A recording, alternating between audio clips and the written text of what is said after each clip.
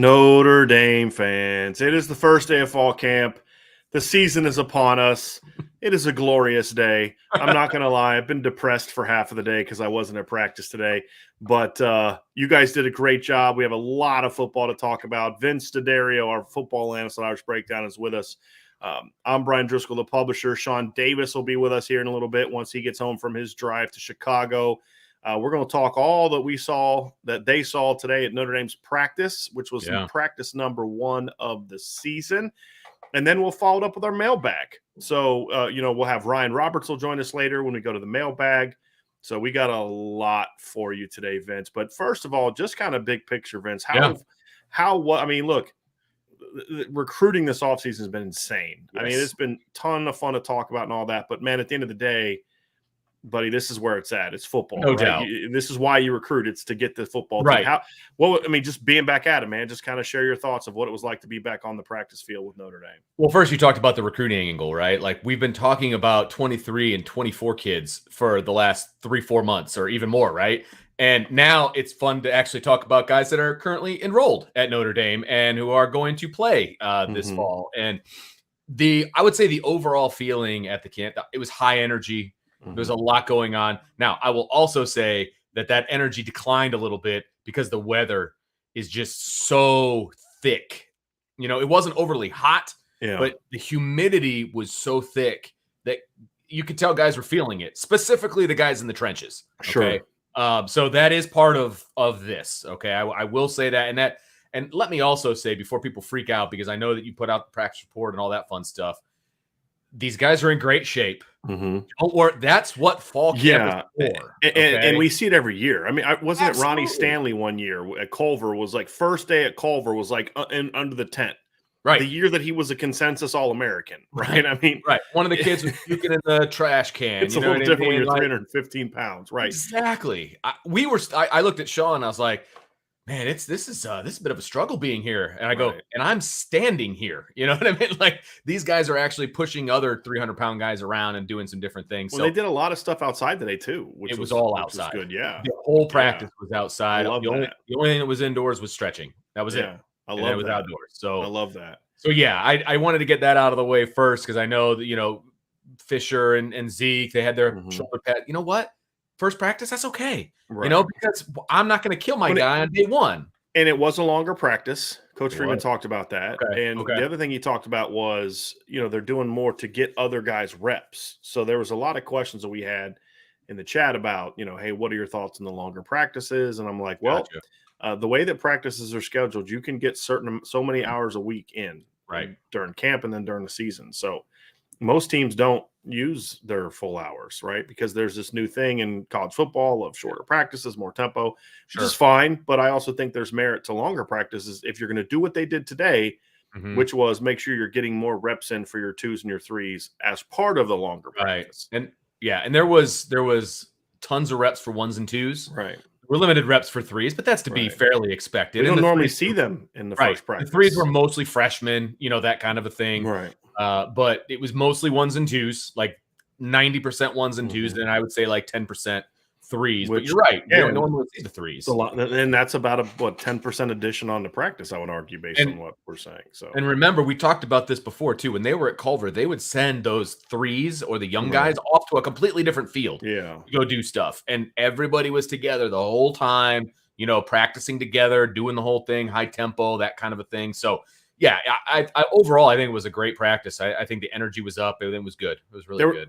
There was some bad news from today. Marcus Freeman announced after practice something that we have been anticipating for a while, that Joey Tanona's career at Notre Dame is already over. And Joey got in a car accident in the winter, and he just has not been able to recover. They have tried a couple times to get him back in the flow of things, and it just hasn't worked out. So he will no longer be part of the program from a playing standpoint. And he is, from what I understand, he's going to stay at Notre Dame, get his degree, because if you medically retire, you stay on scholarship. Right. Your scholarship no longer counts towards the 85, which is what Notre Dame has been able to do to get back down. That's why we had said a couple weeks ago when we were talking about the offensive line that there's something going on that's going to allow him to get to 85, and that's the situation. And Fair enough. it's a bummer for Joey because, I mean, number one, it's a bummer for any kid, but he's a Right. really good football player. And he didn't even And, start his college career. I mean, right? Never even got to spring ball. Yeah. I mean, it was done like even before spring ball started. So That's a like, pretty shame. early on in his time in Notre Dame. So I feel for the kid, but obviously he wasn't going to contribute this year, but for the future, it's certainly a bummer. And Sure. factored into why Notre Dame was willing to go to 6 offensive linemen this year. And so we'll get in the offensive line too. Now, just so y'all understand, we're going to focus more so on the offense today, and then we'll focus more on defense and other practices just so we can kind of set a jack of all trades, masters of none, try to really specialize on one part of it. And we'll try to do a little bit differently than maybe we've done it in the past. And that's what I want to kind of do this year. So we're going to focus on the offense and on the skill players, because again, as I've said to Vince before, it's hard to play defense without pads on. Right. And it's also hard to be an offensive lineman and really gauge offensive linemen without pads on. So we'll have some takeaways from them, but they'll be a little bit, a little bit focused on different aspects of how practice goes. Because obviously, practice number one, no pads on, just helmets. Well, jerseys, shorts. They had shoulder pads on, which I was shocked about. No, those aren't shoulder pads. Those are they're not like shoulder pads. They're like these protective pads they kids wear now in college to kind of just because there's still banging that goes on. Oh, 100%. Yeah, that's what I was saying. Because there was some pops. Like they were popping each other. Right. So okay. All right. But I don't believe it's like shoulder pads. Gotcha. So it's a little bit of a different thing. So it is kind of interesting, but it's a little bit of a different thing than your normal like football shoulder pads, I believe. So, but Vince, let's I think we know where everybody wants to start, right? Of course. Let's start where I wanted to start. And look, we'll just kind of get this out of the way now. This isn't anything specific. Just look, day one, there's always going to be conditioning issues. We've seen it every year. As I've said, we've seen all Americans go out on day one, right? Because of heat. We've seen that in the past, and especially on day one because your energy level is so much higher. It drains you a lot faster. You're going to have timing issues. You're going to have misses and those type of things. And so like when you look at quarterbacks, there's going to be some place you're like, okay, that's day one. Typical, we call it day one. We call them day one mistakes is what we always call it in coaching, right? So outside of that stuff, Vince, I really want to dive into just how the quarterbacks looked. And obviously Tyler Buchner. I've had a chance to talk to you guys. I've had a chance to talk to a couple other sources that were at practice today. Hopefully they're saying the same thing I did. And they did. And it sounds like number 12, Tyler Buchner, had a really good first day of practice. Look, again, with the whole recruiting and everything we've been talking about, it feels like people have forgotten about Tyler Buchner. And look, this kid is special, okay? He's special. The offense is different when he is behind center, plain and simple, right? There were times where, he was throwing off different platforms and being super accurate. They, like I said, they were running some red zone stuff, and there was some design quarterback keep stuff. And I mean, he was just waltzing into the end zone because you have to respect the running back situation. You have to respect these receivers, but then you also have to respect Tyler Buchner's legs. And they weren't respecting Tyler Buchner's legs. And he was, like I said, he's dynamic when he's behind center. And nothing that he did today made me think otherwise. I will say that. I was very impressed with Tyler. He's clearly the starter, in my opinion, in Vince's opinion. And didn't he take predominantly all the I would say he took 95% of the number one reps. Right. They put Drew in here and there, but it was mostly Tyler, and it was very clear who was 1, who was 2, who was 3, and who was 4 for that matter. So that was so that part of it was very clear. And the play on the field backed that up, in my opinion, as well. Well, talking to you guys and some different sources, I think the one thing that stood out was that I kept hearing the word command today from Tyler. Like he showed a lot of command. He didn't look last year like that freshman that's kind of like looking around, waiting for somebody else to take charge. He's not a super vocal guy. That's just not who he is. Right. But whether you call it presence or whatever the case they may be, from what I, again, talking to sources, the command they showed today is important. And that's something that you're going to need to see. The other players around him are going to need to see, Vince. No doubt. And we talked about that. Like, what are we looking for from him? Yeah, I'm looking for his footwork, and I'm looking for, where he places the ball and all of those things. Those are important things, right? No doubt. and we will talk about those. But it's what is his command of the offense? What is his command of the team, for that matter? Look, the quarterback is a different position, right? You need to be a leader of the entire team, not just of the offense. And I saw a lot of that today, more so than I ever saw in the past. Right. And I think that's really, really important. Again, under the scope of this is one practice, I liked what I saw. I will say that. Yeah. It looked like the ball was kind of jumping out of his hand Yes. a little bit more And today too. I used the word I used the word nonchalant when I was talking to you about he's effortless. Yes, right. And that's a much better term. Because you were struggling to find like the word to use, because it is almost like, was he slacking? And you're like, no, but it's just like he is a really effortless football player. And I think it's smooth. He's just really very smooth. He was smooth in the pocket today. Right, absolutely. And his footwork in some of the individual drills and things like that is bar none better than every other guy wearing a red jersey. I mean, he was very, very good with his footwork today. He's the only one that wasn't getting coached up on that aspect of his game. I mean, it was very clear he had that down, and they were doing some footwork drills where they were kind of going back and forth, straddling a pad, and then they would throw off balance and have to get their body like turned around, and he nailed it. He nailed it, and he never got stopped from doing that drill. Tommy Rees stopped the other three guys at some point or another to kind of coach them up. I did see that in the videos you sent on that drill, right? Yeah. So I was very impressed with his footwork. But again, to me, that's kind of expected. He's supposed to have the best footwork of the four of them. That's why he's the number one guy, right? But his throwing motion is so effortless to me. Like he's just back there and he throws it and it's like, it just gets out of his hand. He throws a little sidearm. He throws a little 3/4. Like he's all over and it's accurate every time. That right there was a big thing from today's practice. What you just said.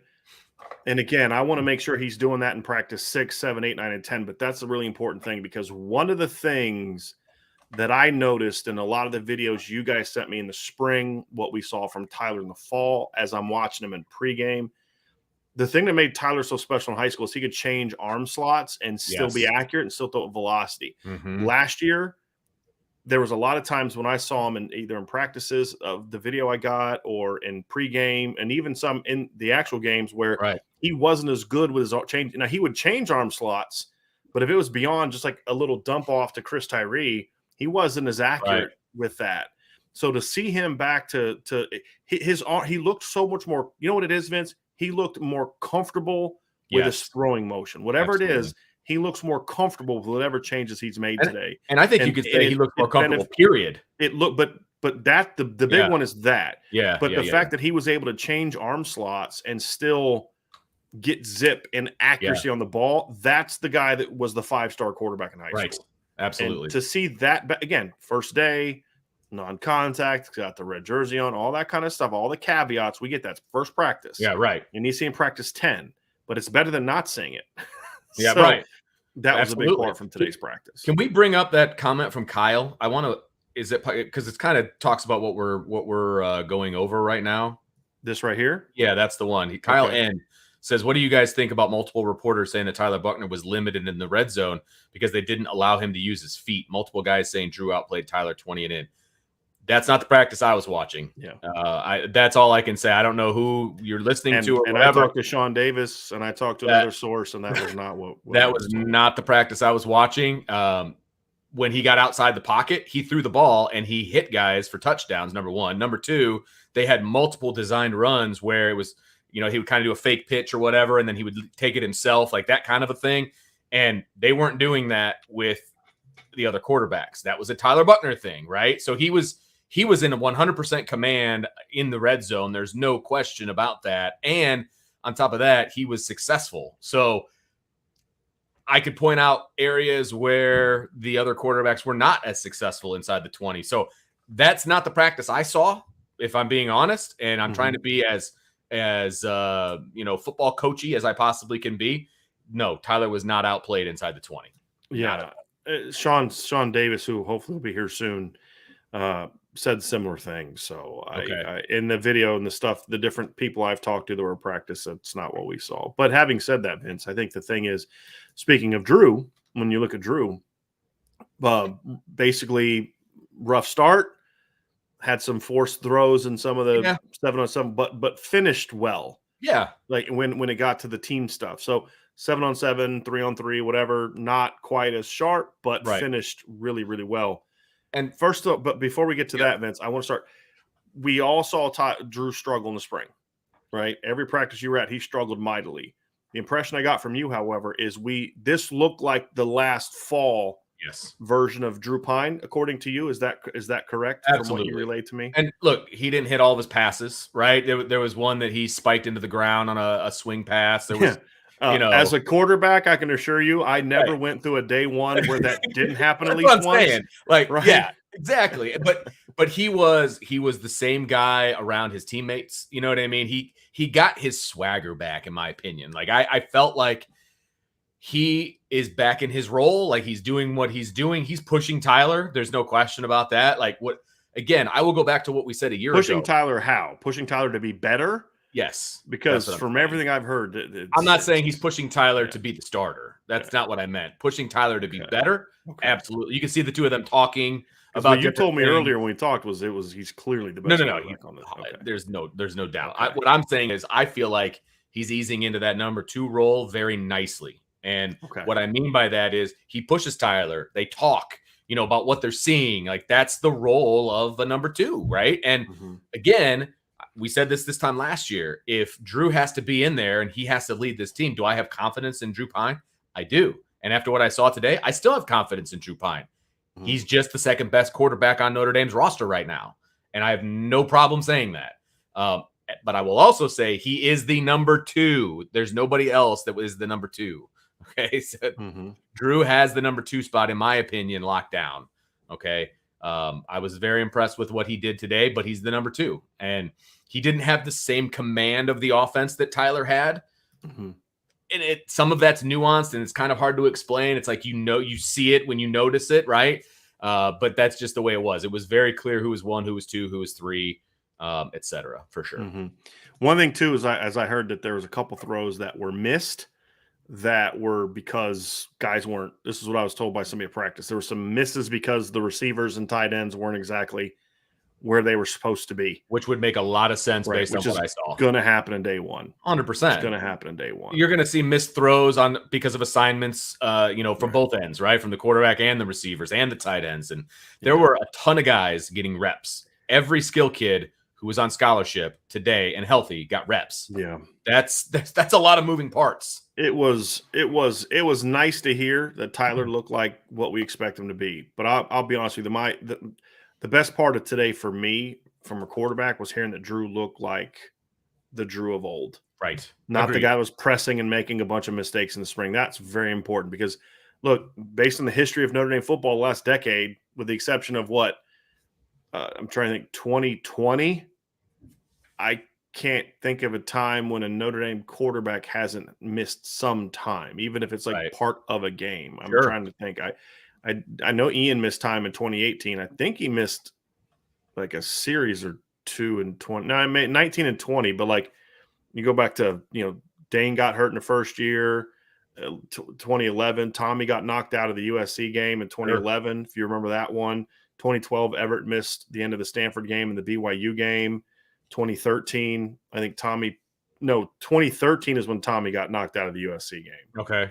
In 2011, it was both years. Because remember, Dane came in 2011, and it was the game that Dane Chris came in 2011. And remember the fumble at the goal line that they ran back. And in 2013, they brought in Andrew Hendricks, and he struggled. And then you saw 14, obviously with Everett, where he kind of struggled down the stretch, and they had to bring Malik in. 15, we saw Malik get hurt.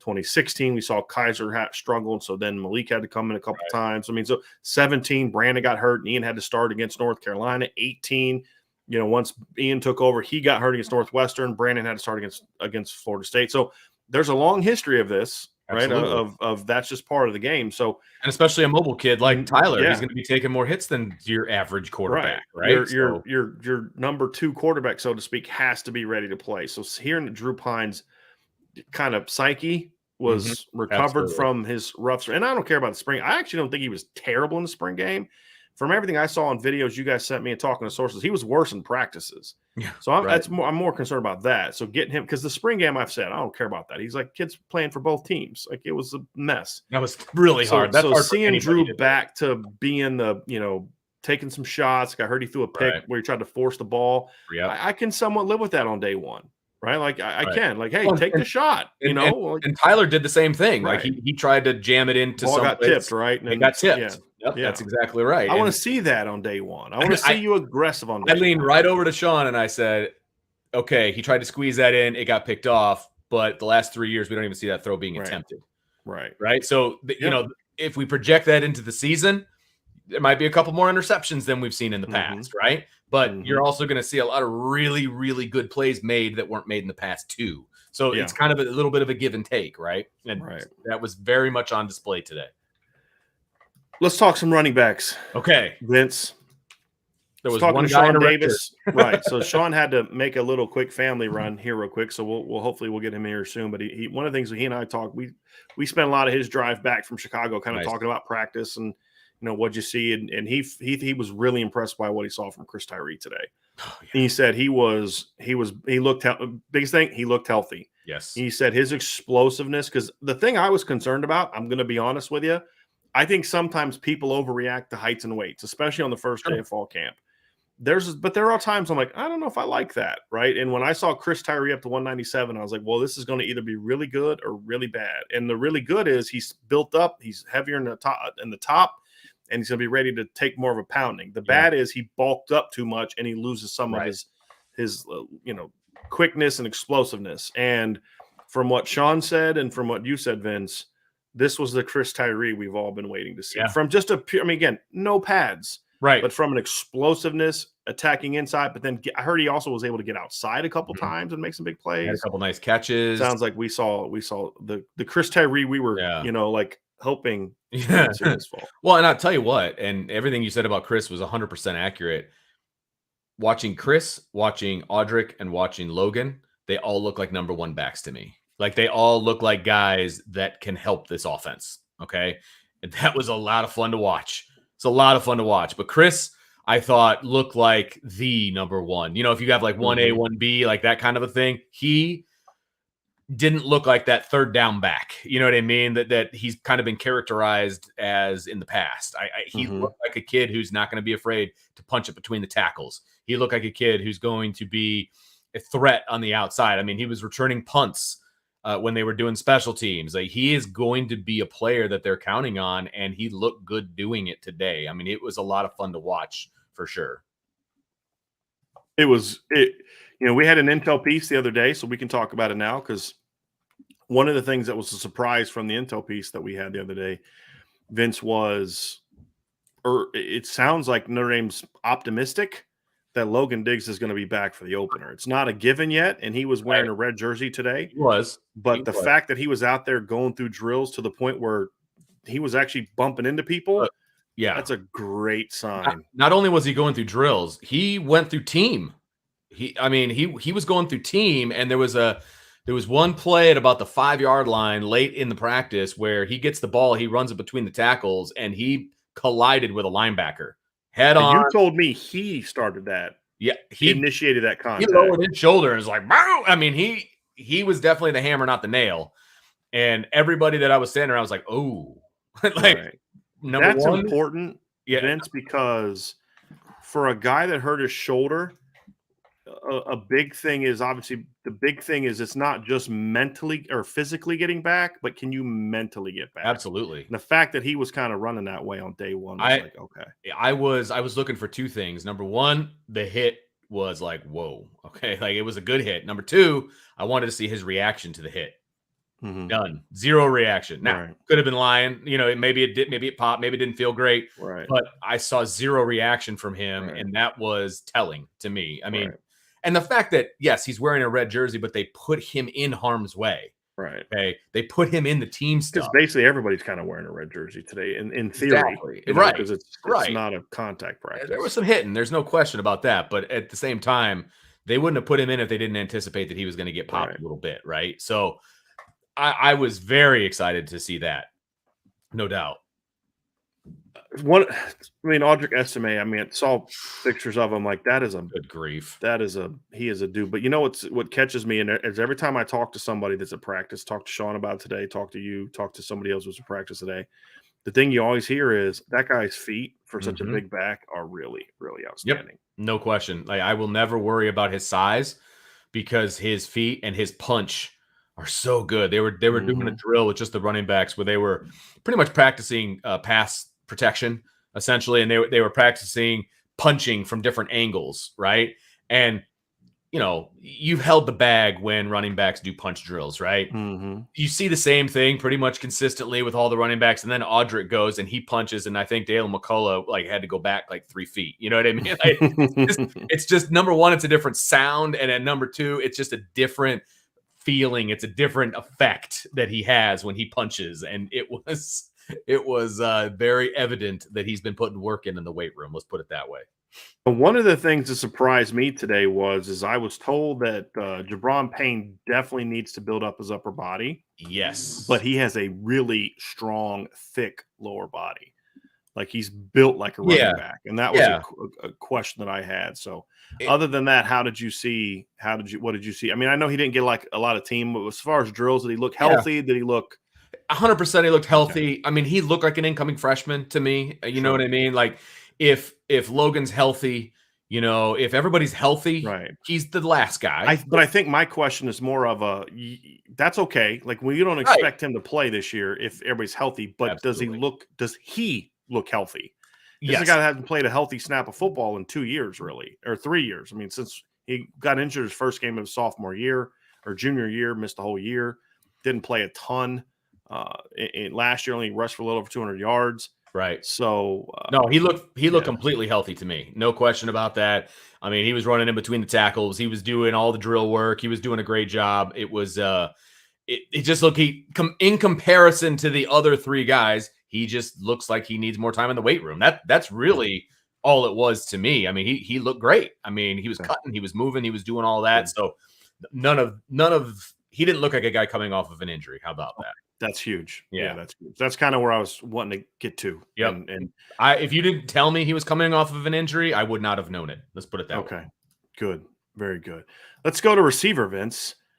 Everyone that I talked to, the star of the day today for Notre Dame was Jaden Thomas. 100%. 100%.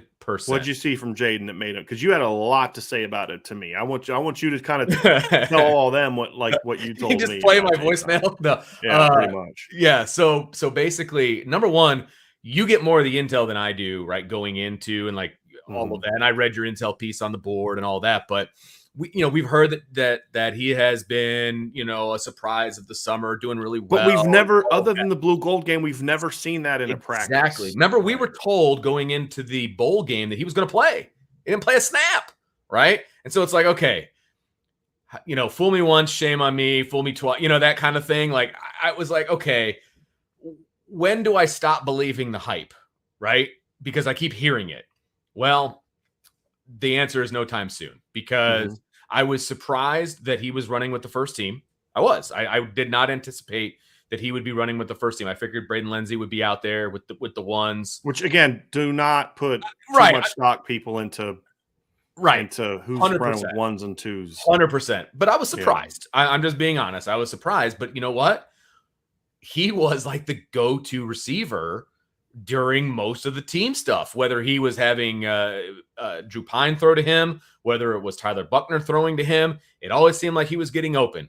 And it seemed like I don't remember him dropping a ball, number one. Number two, he scored a lot of touchdowns today. Yeah. No doubt about it. He was by far the star of the varsity. I mean, he was very impressive. His size was good. He was moving really well. His footwork was really good in the individual stuff that they were doing. I was very impressed with that. And he showed out in team. Like, I didn't know what to expect from him. We're all talking about the depth chart at wide receiver. Man, I was impressed with Jaden Thomas today. He is going to be a dude. Like, he's going to be like the guy that you need him to be so that the other guys are getting the touches that they need. You know what I mean? Right. Like, you need other guys to get covered. Well, you need somebody that's bigger body to step up Well, I mean, because Avery Davis is a slot. Lorenzo's your next biggest guy at 6'1", 195. Braden's not a right, big guy. right, You need somebody, and obviously whether it's Deion Thomas, or excuse me, Deion Colsey, Tobias Merriweather, Jane Thomas, you need at least one of those guys step up, and if more step up, that's even better. right. The thing I noticed from photos of him, Vince, is the problem with Jaden, and I was reading over my evaluation of him when they signed him, and the thing, and I just put that in the chat, by the way, because somebody said that he's going to prove me wrong. And I said, prove me wrong. I graded him as a 4-star recruit. What are you talking about? Prove them wrong. Prove me wrong. The problem with his grade was in 2020, he caught 28 passes for 432 yards, only played 7 games. As a junior, he caught 21 passes for 238 yards, 1 touchdown, only played 5 games. Right. He hadn't had a healthy season since his sophomore year. Well, that's going to factor into your grade. And he was banged up a lot of his freshman year. So what I saw was a guy that's finally been able to get his body to the shape it needs to be, because of, like, he had turf toe as a senior. Yeah, I think he hurt a knee as a junior. I could be wrong on that. I mean, when you kind of have that many injuries, and you're a bigger bodied kid anyway. And when I mean bigger body, this is what I said to somebody the other day, a friend of mine. We were talking about the receivers, and I said, he almost looks like a rover. Like, physically, he's got like a big, thick upper body, and he's just a broad-shouldered kid. But when you're that big and you're not able to always be working out because of this injury or that injury, you can get a little fluffy, and you maybe not have the definition. And so I think Jaden was trying to kind of really get his body back to shape, because he'd missed a lot of time. He also plays baseball. The thing I saw in the photos that I saw in the video you sent me and talking to people is, his body has finally come back, and that strength that's come with that, Vince, is evident when you watch him play, based on what I saw in the videos you sent and what you're saying. He just has a size and a strength that you're going to really need to provide a complement to the other guys at wide receiver. Right. And that's a very important. Again, one practice, no pads. That's true for everybody. But it was just finally nice for us to see for you to see with your own eyes, and the video you sent me, to see him just, okay, now we've seen it. Now we've seen what everybody tells us behind the scenes, right? Now we've seen it, and that was a really positive sign today. But Braden Lindsey's another guy that you said had a really good day today. Well, and with Avery Davis, we won't spend a lot of time about Avery because we know who he is. For him, it's just, is he healthy? And he looked 100% involved today. He took a lot of reps today. I mean, he was with the starting group at slot. Okay. He went through every individual drill. He went through team. He didn't look like he was limited in any way. He had a blue jersey on. So that is great to see, frankly. We wasn't sure if he was going to be 100%, and he may not be. It may be a day where, he can't go full pads, but today he was great, and he looked every bit the part of a starting wide receiver at Notre Dame. That's, guy coming off a knee injury, that's all we care. I mean, absolutely. I could not care less about what Avery Davis does in practice. Did he catch the ball? Did he run routes? Because he's proven. We know what he can do. He did all those things well. He's proven in big games. I care about, is he healthy? Right. That's it. So it was good to hear that. No, he looked good too. Braden Lindsey looked good. He has carried the momentum from the spring for him through the summer and into the fall. He just looks like a dude on a mission. He just looks determined. One of the things that I do during the summers, I'm out on campus an awful lot. He's out on those northern fields, the public kind of northern fields on campus. He's out there all the time putting in work over the summer. I feel like he's driven. Right. And he's got blinders on. Like, that's who he is this year. And I'm really excited to see how that manifests itself during the season. But he's a different dude. He's a different dude. And he looked great today. He looked great. The one thing that you guys, you and Sean both told me is this was as crisp as he's looked. Absolutely. From the standpoint, he was taught how to run routes. Right. Yeah, that's what I mean. Because the video you sent me, he looks so much more explosive coming out of breaks because of the technique. He looks so much more efficient. Right. Which then leads to more explosiveness. Yes. That's going to be big. Yes, that's absolutely big. Yep. I thought he looked great. I mean, again, he's a man on a mission, and that hasn't changed since the fall. I mean, he's continued that, and he's looked fantastic. Tobias Merriweather. Go. Okay. So they started out with the individual drills as you normally do in a practice. And he was last in every drill because he's the only freshman, right? Mm-hmm. I mean, and freshmen are in the back. That's how it works, right? And he was moving the dummies and he was doing all the freshman scut work that you have to do when you're a freshman. And I respect that, right? Because in the past, that's kind of been what the managers do. But he was doing stuff, and I thought that was actually kind of cool. But when it came to the actual drill work itself, the only word that I can come up with that I think does him justice is smooth. Mm-hmm. Like the man is smooth in his footwork. His hands are soft. He's taller than every receiver that's out there. I would love to see him put on a little bit of weight, moving forward. Sure. Even though he's put on, I mean, he measured in it. He looked noticeably thicker than he was at the Army game. Right. But yes, there's still a lot of filling out to do. Right. But that was something that I was encouraged by. Just when we saw him in January at the Army game, to see what he is now, like, okay, he's put on some good weight. Right. Absolutely. Dude, he is long. He is so long. That's the other thing that stuck out to me is that how long he is and just how much ground he can cover. Like catching radius is what we call it. Like It is that boy going to be special. Okay. And I'm telling y'all for I know. year. And I never saw him in person. Okay. Right. This was the first day that I ever saw him in person. And I am enamored. Sean looked over at me. He's like, that's your man crush now. I know you have a crush on that man. And I was like, dude, he is really good. Yeah. Going to be really good. And Sean Davis was saying the same stuff about him coming out of practice. I mean, again, this is all from drills and of course the one-on-ones and stuff. He didn't get again, he's a freshman, so right. He's automatically on the third team. That's how you start fall camp, which I have zero problem with, right? He was running with Steve Angeli, Holden Stays, Eli Raridan, like that. That's the group he was running with, right? And so he didn't get a ton of team reps, right? It was that 10%. But and he had to ask a question one time. It was a run play. He had to ask the quarterback what to do. You know what I mean? But guess what? He went out and he put the linebacker on his butt. So, okay, ask away, Yeah. But that's to be anticipated as a true freshman. I have no problem with that. Ask your question, right? So the opportunities that he got, he did a good job, but it was very limited in team. So my observations are more from the individual stuff. Going to play a lot. Yeah. Going to play. The sentiment I got from you guys from practice 2 is Deion Colsey still just needs to play with a greater practice with a greater sense of urgency. That's a good way to put it. I thought that it just felt like he was a different gear than everybody else. Right. He was just kind of a gear behind. And there was one play he was running a route along the backside of the end zone, right? And the ball was a little high, but that's kind of where you want that ball to be.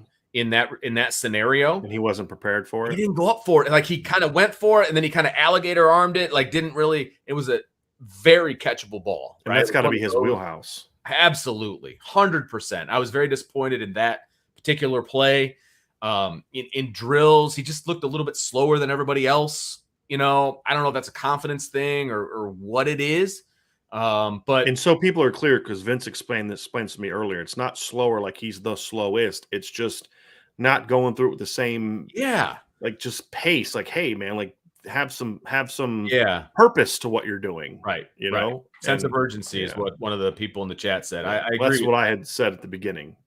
He was responding to what I said. Oh, gotcha. Okay. Yeah. I agree with that though. And it's accurate, so he's getting pushed and he's going to get pushed and he's going to have to respond. We'll see what happens. You know what I mean? So didn't have a great day 1, but that doesn't mean he can't have a great day 2. Right. Here's a question I want to ask. Former receivers coach, Vince D'Addario. This is a position I think well. I'm not saying that sarcastic. I really mean that. I know. You know where I'm going with this question. How the receivers look from a fundamental technical standpoint.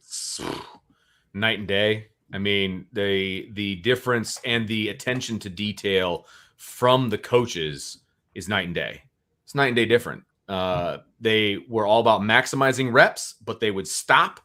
And when I say they, I'm talking about Chancey Stuckey. He would stop and he would correct, and then they would do the drill over again. Yeah. I saw that in the And video you sent me. There yep, was one where Tobias didn't quite do it right. He stopped it, coached him up, and then got him right back in there yep. and made him do it again. And in the past, they didn't do that. They didn't Right. have them do the drill over again. They had the Or whole "we'll coach off film" right. thing. And I didn't like that. I want that correction to be made Yeah. right now, so I know. I've never been a big fan of only coaching off of film. I don't like that at you all.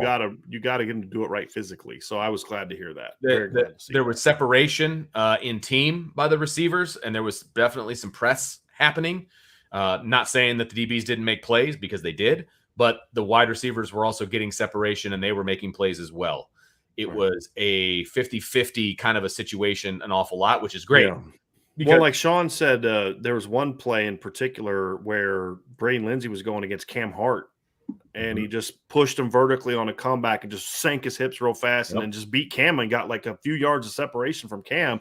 Ball got thrown a little bit high, and he just went up and got it. But like, when you're getting that kind of separation against Cam Hart, that's a really good sign, because that's not stuff Braden Lindsey's done in the past. Right? It's just that's a stop, that's a comeback route. Like that's not been a route he's ever been necessarily great at. With his technique. He's been effective with it because teams are afraid of his speed, not because of his technique. So when you see something like that, you kept saying to me, Jaden Thomas really did a good job getting off press and then using his top ends to be able to gain separation.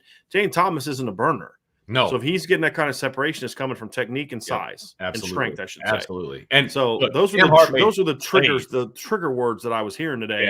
I was like, okay, like that's the stuff that I want to hear. It was a lot of fun to watch, to be honest with you, because there was a lot of competition between the DBs and the wide receivers, and it was good competition. It wasn't one dominating the other. It was good competition, and it was fun to watch, man. Fun to watch. Yeah.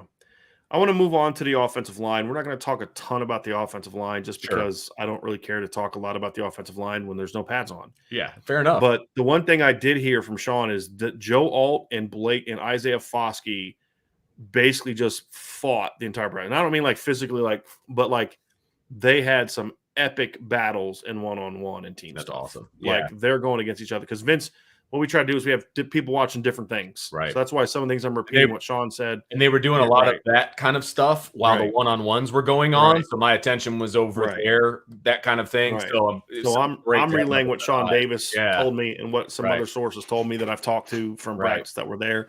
He said that they had some great, but he's like Joe Alt's jersey was ripped by the end of practice. It was. Like they were just going at it, which I flipping love because that's going to make Joe Alt way better and it's going to make Isaiah Foskey better. Absolutely.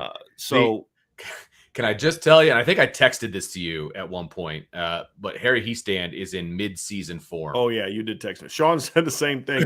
He was getting really upset with they were struggling with some of the stunts, the TV stunts. Yep. And he was a little fired up at that. It was, what do you do? Much more colorful language than that, but it was good to hear him back. Look, I will not say that the yelling coaching is always the best or the understated coaching is always the best or whatever. Being yourself is the best. 100% agree with that.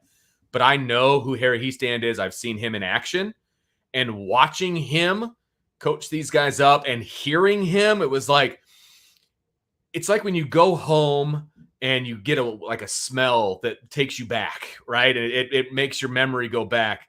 Hearing him go after these guys was like, oh yeah, that's what it was like when the offensive line was really good.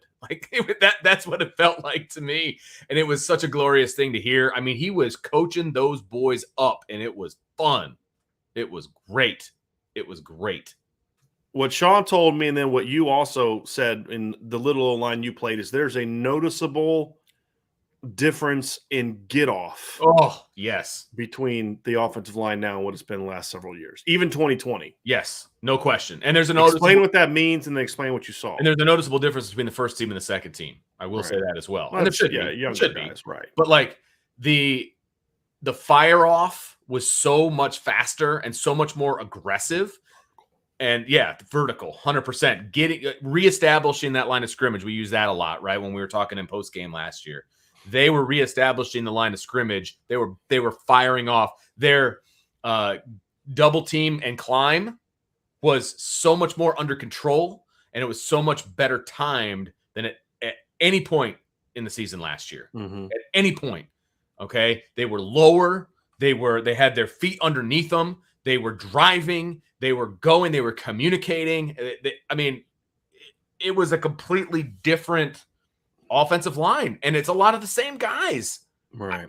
It was nice. Well, there's a couple things that are different. Obviously, the coaching is better, but there's also kind of, so part of the reason I think that some of the guys maybe got a little bit gassed today is because you're now in a different era of offensive line coaching, and I don't even mean this as an insult. This is just how it works. Every coach prefers different things, and how I coach my players, how we're going to be scheme wise, how we're going to play is going to determine how the strength conditioning program goes. Right. So Matt Bayless is going to have an offensive line strength program that's geared towards what Jeff Quinn and the offense wants from their linemen. So in the past, it's been streamlined, it's been athleticism, it's been those kind of things, and they have not been as big or as physical or as strong. What we saw yesterday in the heights and weights that came out is they added a lot of weight to these guys. Yeah. And part of that is because if you want a guy to play at a certain weight, you better hope he's at least 5 pounds beyond that when you get to fall camp. Good call, because you're going to lose that weight. Yeah. When you see Zeke Correll listed at 308, you're like, okay, that's because they want him to play around 300.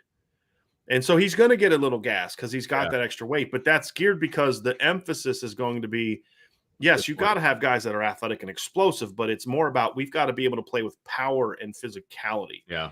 And so to see Joe Walt looking like a lean 317, to see Blake Fisher actually down to 327, Josh Lugg's up to about 320, Jarrett Patterson's up over 310, Zeke Correll's around 310.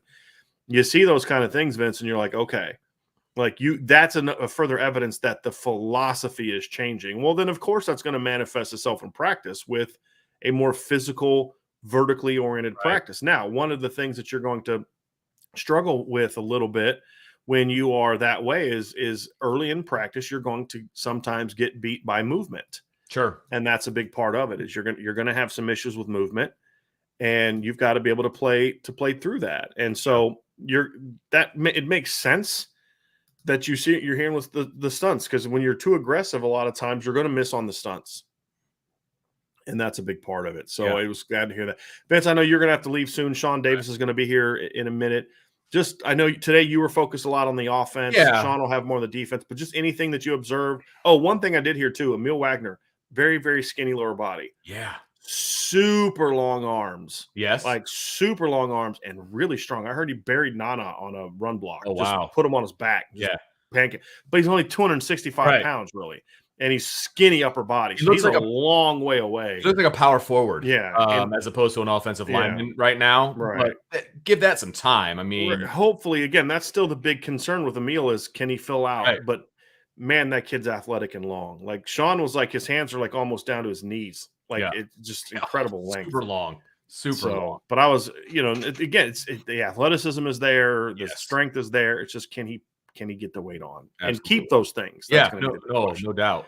Any other notes that you saw from defense today before you wrap up and head out of here? I think the defense is pretty much what we anticipated that it would be as far as who was lining up where and with what groups and that kind of a thing. They didn't start Brandon Joseph, but I think that's more because he's the new guy the new guy in town kind of thing. But the funny thing, and I think I told you this, was he wasn't with the first team, but he was shouting instructions to the safeties that were out there. So that tells me kind of where his leadership is and kind of where he's at as far as getting his head in the playbook and all that fun stuff as well.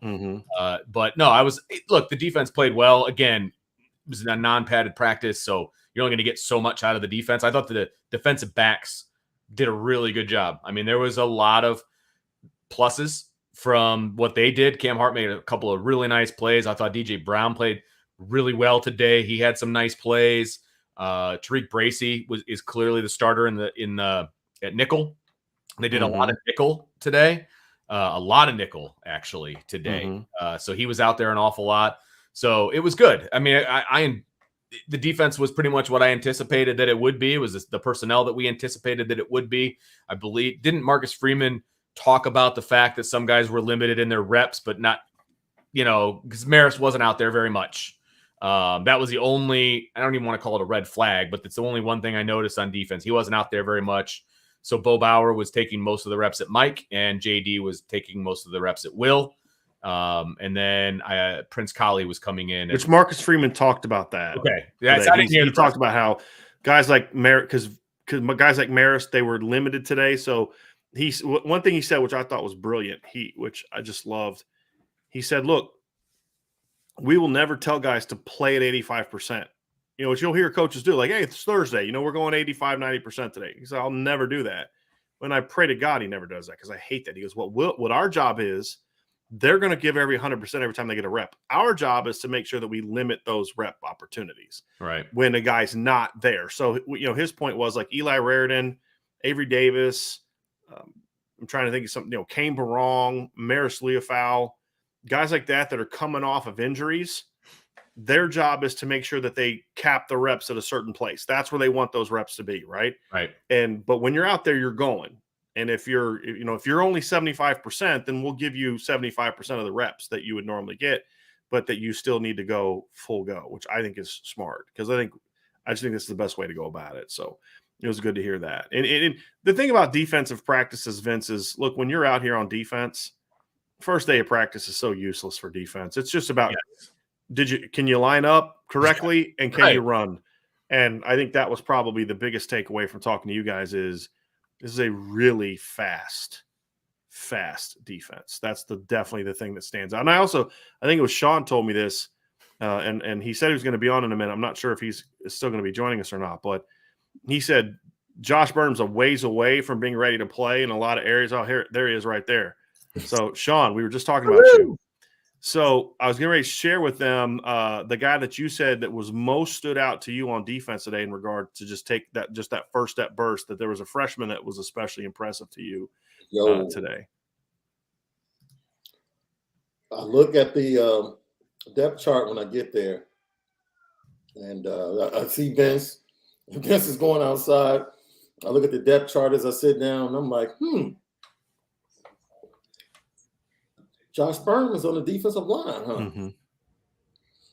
And so I'm looking in drills, and they finally go to team, and I'm like, in another year, this kid is going to be, and this is the only comp that I could come up with. His first step is so fast off the edge that he reminds me of T.J. Watt, what T.J. Watt ended up being at Wisconsin. That's what I forecast for him as a pass rusher. You know how it is. He's not about to go inside too much on his pass rush. So, at this point, he's not big enough. He's not strong enough. But he knows that he knows that he's quick, and he knows that he's fast, and he gets off the ball. And if he gets around the corner, he can cause havoc. If he doesn't, and if the tackle pushes him a little bit, he doesn't have that strength to hold his route and get to the quarterback yet. Right. But it's coming. Right. Like, you can see it. You're like, okay, this kid is going to be a problem on the defensive line when he gets stronger, because that first step is something special. It just really is. And like today, he really didn't get to the quarterback, but the first step was so noticeable that I was like, okay, once he harnesses everything, it's a little stronger to where he can actually threaten inside on encounter, because the guys will know how fast he is. He's going to be a handful coming off the edge. And Sean, I know you're limited on time because Sean actually made the drive from Chicago today to practice, did a great job and helped contribute to practice. But we went through the whole offense, Sean. I had Vince focus on offense today, let you kind of focus on some of that, but then on the defense, just kind of, if you just don't mind sharing with people, just some things that stood out to you today, watching the defense, some guys that stood out. I know you had some observations of coaching, especially from a defensive line standpoint.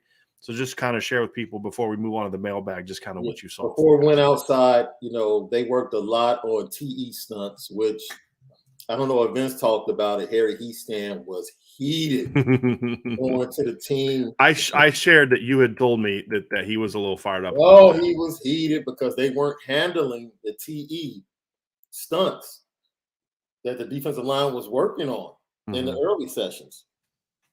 And so he talked about that. Defensive backfield was just really solid today. They just were. They were just really solid. DJ Brown stood out. Yeah. But DJ Brown stood out in the spring, Brian. So, like, is this going to continue to be a trend going into the season? He's really had a good spring and a good summer. Look, Brandon Joseph, they tried him early, and then they just decided, you know what? We're just going to go to the outside. Especially in red zone. They kept trying like the back of the end zone in the middle. It was like, nah. So then they started finding success on the outside a little bit in red zone. But the defensive line and the offensive line was like the best battle of the day. And, I left you a voicemail and listened to Marcus Freeman, and he echoed the same thing I said on the voicemail to you. We have an offensive line and defensive line matchup in camp where one wins the battle and the next unit or the opposite unit raises and comes up to that level and answers the bell. And they keep going back and forth. We win this play, you win this play.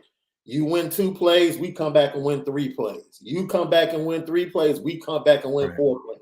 Which is not what it was in fall camp last year. It was D-line win, D-line win, D-line win, third teamers are on, O-line win, back to D-line win. I mean, it was pure domination. And so it was nice to hear that both coaches had some things today that they're like, well, we're going to have to get better at that. Because, iron sharpens iron. Right. And, people were asking, was the practice longer than usual? No, it was longer than what you've been used to in Notre Dame fall camps. And it was a much faster pace. Right. And the reps seemed to be like, from what I was understanding, I think you mentioned this to me, but there was more guys playing, today. There was more guys getting reps today, and there wasn't as much guy standing around the entire practice. Absolutely. And like Marcus Freeman said, you don't know what you have if you don't put them in a position to show you what you got. So yes, we purposely put 3s versus 3s so we can properly look at them and say, okay, now we know what we have. Let's start plugging them in and interlocking them with the 1As and 1Bs. So I told you for a first practice, I was pleasantly surprised. Pleasantly surprised when they went with the noise. You thought they would have some pre-snap penalties? None. Total focus, both sides of the ball. And they just went out and battled and competed. That's all they did. They battled and competed.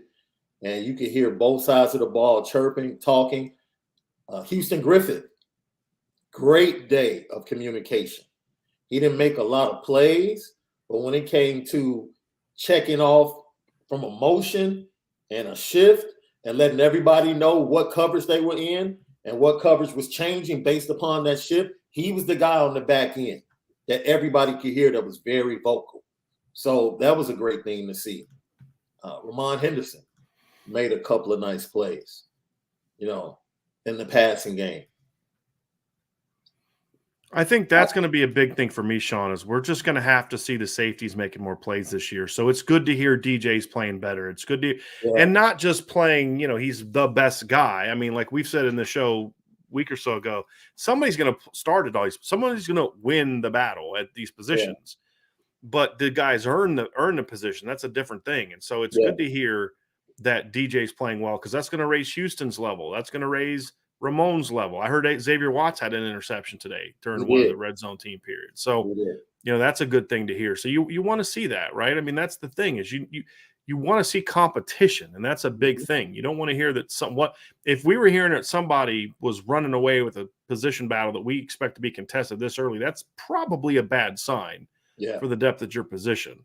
Yeah. And so it's good to hear that those guys are stepping up. And you know what else is a good thing, Brian? We go to camp and go to practice expecting to see something from Jason Adamiola, Isaiah Fox, Riley Mills, Maris Leofau. We expect that.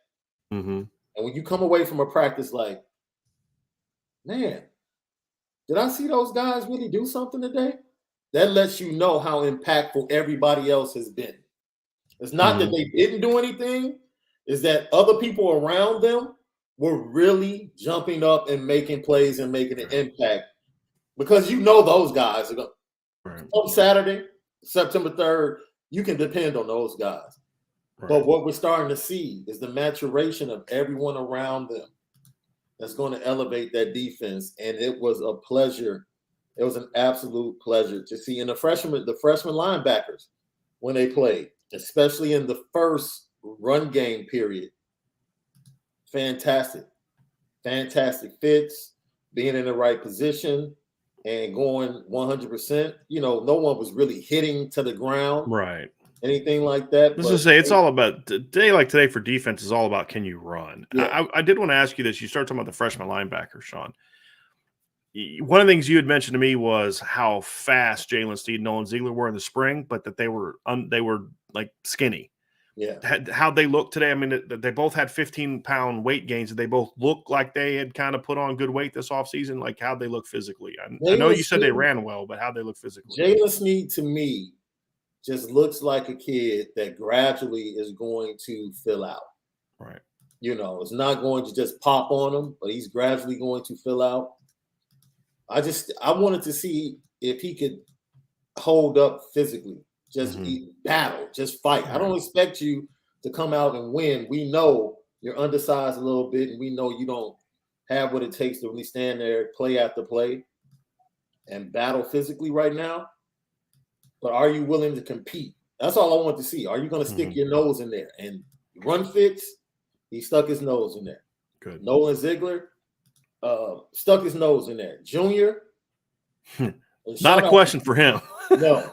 And Junior was one of the guys, I think I texted you early, and I was like, wow.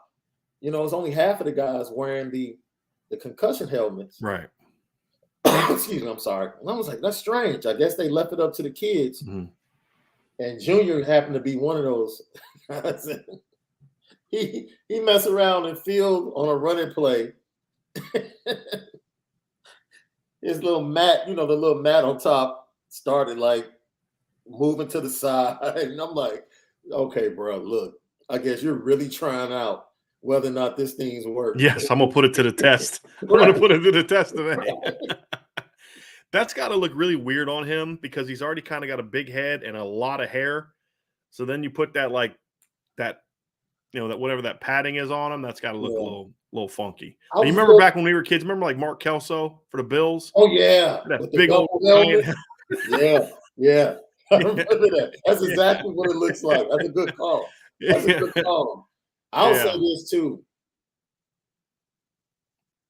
I didn't hear, we were on the sideline and we were outside as opposed to when we were inside during the spring most of the time. Jaden Mickey just went out and played. Yeah. Well, and the other note is people were kind of Brandon Joseph and Jaden Mickey were getting some reps during the individual receiver drills. And people, are they going to play offense? I don't think that's a plan to play them on offense. It's a plan to make sure they're ready to play offense if that is needed. But Brian, what did we say? Remember we were talking, I don't think it was a show. I think we were just talking on the phone, and we were talking about positionless football and how we harken back to Lou Holtz. And Lou Holtz would get guys, recruit them at one position. They get to South Bend. They play defense. Then a junior year, they flip over to offense and end up putting up 1,700 yards and almost going to New York as a Heisman candidate, like Reggie Brooks. It's just like we have these athletes, and wherever we need them, that's where we're going to use them. And we're going to coach them up, and they're going to be successful. And next season, if we need them on the other side of the ball because of injury or whatever, we'll use them there. And I just think the guys, the young men they're recruiting, no, if they're recruited for a certain position, you want them to play that position. I'm sure that's the plan when they're being recruited. But they're so talented, and they can really athletically do a lot of things. It's like you can't tell me if Ronan Hannafin indeed does commit to Notre Dame, you can't tell me that the defensive side of the ball isn't going to be salivating. Every chance they have. Like they did with Xavier Watts his whole career, and then they finally got him. All right, exactly. Right.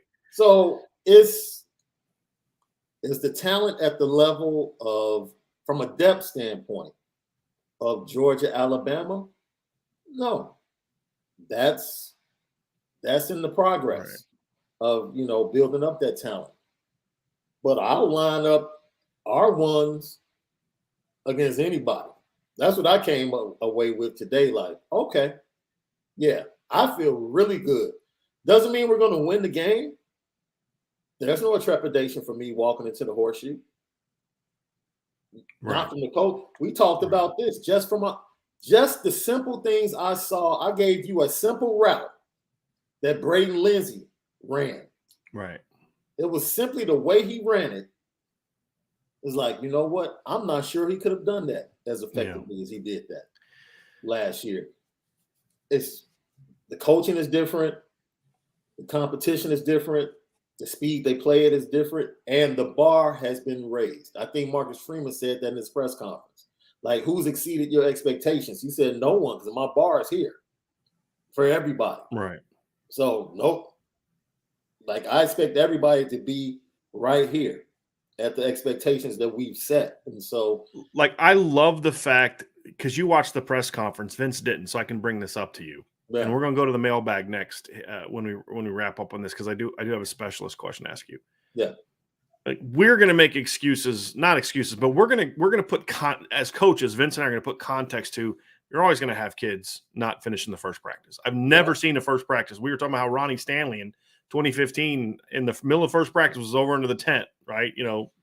Because the heat, that's part of it. But I love that Marcus Freeman was sounding annoyed by it. Mm-hmm. It's almost like it's going to happen, but it's kind of like, but I'm not going to let you use that as an excuse. We'll push you. And that's such a difference in approach, because we would always, it's first day, it's really hot. Like Brian Kelly would have been saying a lot of things that me and Vince were saying, because we're trying to put context so that people understand it. But Marcus Freeman doesn't care about us understanding it. Marcus Freeman cares about what message are my players going to receive. Absolutely. And that was the big thing, is because whatever you say, it's about what your players are going to receive. Yes. And I did love that today, where it was like, you could tell he was sounded frustrated. And part of that, I think, is tactical, right? Yeah. That, not everybody finished practice today. And I loved hearing that. Oh, that was the best. That was the best part of the press conference, because it was kind of like, the question kind of like opened the door for him to take that direction. And he chose not to. Like, no, like, practice didn't run long. This is how long the practices are going to be. And this is how intense they're going to be. And it's up to the players to get up to speed and to be able to stay in practice and produce. That's what we expect of them. And if, they have anything else, the trainers need to make sure that they're ready. So I know I'm blessed, because this is my first time experiencing all this. So I'm blessed, and Ryan, myself, we're blessed to come in on the good part of all it is. Marcus Freeman as the head coach of Notre Dame. Hey, you jerks didn't have to sit through the last few years I had to sit through. And then I don't even get rewarded by being able to go to practice. Crap. Before we move on to the mailbag, Sean, I say jokingly, it's kind of. You were impressed by another freshman today from just a strength standpoint, and that is Bryce McPherson, the freshman punter. So today was punting, so we didn't really get – I don't believe you guys saw the kickers per se. No. During practice. They were off doing their kicking thing. They did punting today. Yeah. You said you were – obviously consistency is a key, but you said you were really impressed by what you saw from Bryce McPherson from a leg strength standpoint. Freshman, sometimes you wonder about leg strength. But he was consistently 42, 45 yards. He didn't have any boomers like, oh, wow. But it was like he had a consistent leg. And I was like, okay, we can deal with that. Because I think the coverage team is going to be really good. He had good height on his punts. And, I think as a freshman kicker, you have to feel confident. I'm sure he'll be nervous his first game, going into a big game like that, but it's better than what we saw in the spring game with the two kickers having the duties. But I like what I saw from the freshman kicker and another freshman, Emil Wagner. Because I wasn't sure if you were going to be able to make it in, so I was explaining to them that you had said it looks like he can scratch his knees without bending over. And I was telling him about the play about Nana, how you told me that he just flat put him on the ground, but just got to be able to put on that weight. Like, this is why we gave him a 5-star upside grade, Sean. Yeah. If he's able to fill out, the talent's there. That's not a question. It's just, you can't play at 267 in today's era. You just Isn't that crazy? Like, 267 would have been fine. Perfect the last time Notre Dame won a title. You know what I mean? Like, fine. But now it's like 267. Like, good Lord, dude, you playing tight end? I mean, he's 2 pounds heavier than their starting tight end. That's it. Yeah. So, different. Holden States and Eli Raritan. Yeah. Flashed in red zone. They're really athletic dudes. They're going to be difficult to defend. This is a really twitchy team, Sean. I think that, like, we use the word athleticism and all, but there's different types of athleticism. This is a really twitchy group. And that's one of the big things you learn from day one. And honestly, it's probably one of the more important things because they don't have pads on. Right. But you can kind of see, okay, does this team have some speed? Do they have some twitchiness? I think twitchy is a really good way to describe it. What I saw today. Just there's some burst, there's some explosive, there's some guys that just explode to the football. Yeah. So that's that was something interesting. So we're going to move on to the mailbag next. That's going to be it for practice recap. Before we move on, we're going to bring Ryan Roberts in here. Before we move on, I want to kind of just remind you all to please do us a solid. Actually, I'm gonna take Ryan out of here for a second so people can see that right there. Hit that like button, hit that subscribe button, hit the notification bell, share this podcast, give us a 5-star review, and of course, sign up for the message board. We would appreciate that very, very much. We've had huge signups in the last week or so. So, join the party, right? Don't be left out, right? Join the party of what's going on. So let's bring Ryan Roberts in here, fellas. And Sean, I know you got a lot going on. If you need to run, you can. Otherwise, you're obviously always more than welcome to stay with us and answer some questions. I can stay for a few minutes. Yeah, I got a few minutes. So let's get to some questions here, fellas. And Ryan, some of this will be from practice, and some of this will be from other questions. We have some recruiting questions here too. Sean Higgins says, most encouraging piece of intel on each side of the ball that was dropped in the IB premium board for only $4.99. So I appreciate that, Sean, very, very much. You can see some of that intel. He says, Sean asked, what's the IB line for the OSU game? What has to go wrong for OSU to cover 15.5? So obviously the spread right now, I believe, is 15.5 points. And my question for you guys would be is if you were setting a spread, what would you set the spread on for this game? Sean, we'll start with you. Comfortably, and let me think as if I was Vegas because I would want to lure Notre Dame fans in. I would probably set it at about 9.5. Yeah. I mean, 15.5 does a pretty good job of luring Notre Dame fans in. I'll say that for sure. But it's almost ridiculous. Like, you really wonder, like, It's not almost ridiculous, Sean. It is ridiculous. You're right, Ryan. I guess that's why I'm not out in Vegas. Because honestly, I mean, just being fair, if I looked at this game and just without seeing Notre Dame and only having to base it on what I saw in the Fiesta Bowl with the secondary and the defense, I would say, you know what? I think it'll be a good game, but I think eventually Ohio State will be too much.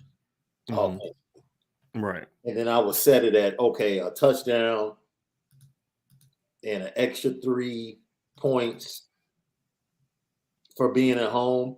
That puts me at 9, and let me throw in the half just as a kicker. 9.5. That's where I would set it. So this 15.5, I have no clue. Yeah. I think the 9.5 comes a lot from, I mean, again, it's the enticement. You want to make sure that you're getting Notre Dame people to buy in, but it's also, this is what we talk about. Because everybody's like, oh, they're going to win all their games. Well, I guarantee the reports coming out of Columbus today are like, they looked really good today in first day of practice. I mean, when you're a really talented team, you're going to look good on day one, right? I mean, that's just the reality of it. So there's always that context, but I think that's still the thing that Notre Dame has to prove. And if we're being honest and looking at this from an outsider's point of view, I think 15.5 is absurd. 9.5, I'd be like, yeah, I get it. I mean, I'd still take Notre Dame, and me personally, I'd still take Notre Dame because I think if they lose by more than a touchdown, it's going to be they're down 4 and they're driving and they have to go for it. They turn it over and Ohio State goes down there and puts it away, or there's a fumble. I mean, it'll be something like that where it was a much more competitive game than the final score showed. But I mean, I get it. Like, yes, Brian Kelly's not here anymore, and Marcus Freeman's the new coach. But we don't know what that means in relation to, are they still going to show up for those big games? We think certain things. We don't know it, if we're being honest and objective. But even if Brian Kelly was still the head coach and you have all your 15.5, based on what? Ohio State played 3 good teams last year. They lost. Well, 3 good teams last year, right? I guess you can count Michigan State, okay, who constantly gets destroyed by Ohio State, like regularly gets destroyed by Ohio State. They lost to 2 of them and won by the other one by 3 in a game. They gave up 45 points, and then they beat Michigan State, right? I mean, so, they got stuff to prove too. So I just find that 15.5 to be. But I think Vegas has been relatively down on Notre Dame recently. Like, remember, like last year, was it like 7.5 was like the spread or something last year for their win total? I was looking what are you talking about? It was absurd. 8.5, right? Yeah. I think it's 8.5 this year. Okay. Yeah. It was less than that last year. Because I'm like, take the over. Like, what are you guys talking about? It was absurd. Yeah. It was absurd to me. I would say if I was setting it, I would be about the touchdown favorite. So I would probably go -7.5 or like somewhere in that ballpark. I think that's fair because, again, Notre Dame, first year coaching staff. Let's see what it looks like. First game jitters, all that stuff. And then Ohio State is at home under the lights, right? So like that's going to be a little bit of a buffer. So I'd probably say -7.5, but either way, -15.5 is just disrespectful. I mean, it really is, man. It is. I've talked to so many Ohio State fans about that too. They're like, what? Like they're even surprised. They're like, why is it -15.5? I'm like, I don't know, man. I can't tell you. Like I understand why, because Notre Dame has had some lopsided losses against some good teams in recent years. Like that's why, but I feel like holding them to the downfall of previous staff is a little nearsighted. It's just my opinion, though. Right. We have a super chat recruiting question, Ryan. I'll kick it to you first and then to you, Sean. Pasquale asks, been meaning to ask this last few weeks, but haven't caught the live show. How does Dylan Edwards compare to Xavier Bradshaw last year? Happy to see the staff going after slot type now to balance the receiving core. So, Ryan, kick it to you. Did you get a chance to watch Xavier Bradshaw last year? I was going to say you might need to kind of give the little breakdown covering of him as a player. Yeah. Because he ended up at Virginia Tech. I was very high on Xavier Bradshaw. I was about to say that was your boy. That was your boy. That was my dude. Yeah. I will say this: as much as I love Xavier Bradshaw and he should be on the team, I love his speed and athleticism. Dylan Edwards is a significantly more explosive player. Different gear. I mean, and that's true of just about anyone. I mean, what Xavier brought to the table, however, Xavier was a pure receiver. Right? Mm-hmm. Like he was a wide receiver. He knew how to run routes. He knew how to get open. He knew how to do all those type of things. He was a little taller than Dylan. Dylan is a little thicker, even though he is only 155. He's built like a running back in a lot of ways. But Dylan's one of the most explosive players in the country. I mean, it's just flat out. I think the difference is Xavier can play wide receiver and return kicks. With Dylan, he's going to have to learn how to play wide receiver. So, but with that speed, you can kind of overcome the fact that the kid doesn't know how to play receiver yet. It's just like, okay, this is why you get paid a lot of money. Okay, this is why you're a 7-figure offensive coordinator. Mm-hmm. It's to figure out how to use that. If you can't use that speed, then you don't know what you're doing. But I think the thing is Tom Reese is going to know how to use that speed. But I think they're definitely different players because, again, one guy's a sort of an all-purpose back that will have to learn. The other guy was a more natural receiver. Sean, you remember Xavier Bradshaw from last year. How would you compare the two? Yeah, you used to talk about him all the time, right? And you wanted them pushing for him. My thing, they should have both. That's the thing at first. They should have both. Yeah, more than they pushed for Morion Walker. That was your thing, right? Why are they pushing for Morion Walker? Like, A, he doesn't want to come to Notre Dame. B, he's an overrated player, right? Yeah. That was your whole mantra. That you beat your chest about that for about a good 2-3 months. And of course it played out with a Morion Walker decommitting and going the least shocking flip in the history of football. Oh, you were right. Look, guys, my eyes only rested on his film recently. I I didn't even realize. I didn't know what I was looking at. I couldn't even describe it. Like I'm watching, and it's not. You see a lot of guys with speed. I'll give you a perfect example. A guy like Armando Allen, who was fast, but this guy's ability to stop on a dime and jump cut, and then accelerate again, he's just special.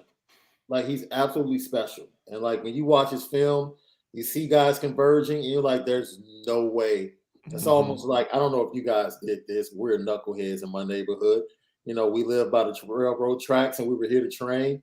And we would kind of, we were stupid. We would run to make sure we beat the train. Right? We shouldn't have done it, but we did. And that's, you see guys coming at him. It's almost like the hole is getting smaller and smaller, and you're saying, "There's no way." There's no way. He got through it. And he's just gone. And then his speed doesn't how guys get tired and you see guys catching up on the back end. Like the distance gets further and further. It's what did he run like? He's like clocked at a 4.35. Yeah, something like that. Yeah. Well, you're talking about Dylan Edwards, right? It was 4. Yeah. I think I was told it was like 4.37. But here's the thing: that's electronic. Yeah. Like electronic times tend to be slower than the handheld times. That's correct. Crazy. So yeah, that's explosive. Yeah. That's crazy. Brian, can I ask a question? So I think that one thing that people, I think, in my opinion, it's going to be a little misnomer about Dylan Edwards is that some people are going to think he's kind of a high ceiling, low floor type of player. But I actually think the floor is kind of high because I think that he can do at least a lot of the gadget stuff at very worst, even if he's not a complete wide receiver down the line. Did Bradshaw bring that same stuff from the gadget perspective? Yeah, I think so. Now, again, it was different type. It would have been more of the receiver stuff. But what Bradshaw could do, in my opinion, was a lot of the stuff that Braden Lindsey did in 2019. Reverses, jet sweeps, tunnel screens, stuff like that. Yeah, he was a pretty shifty kid.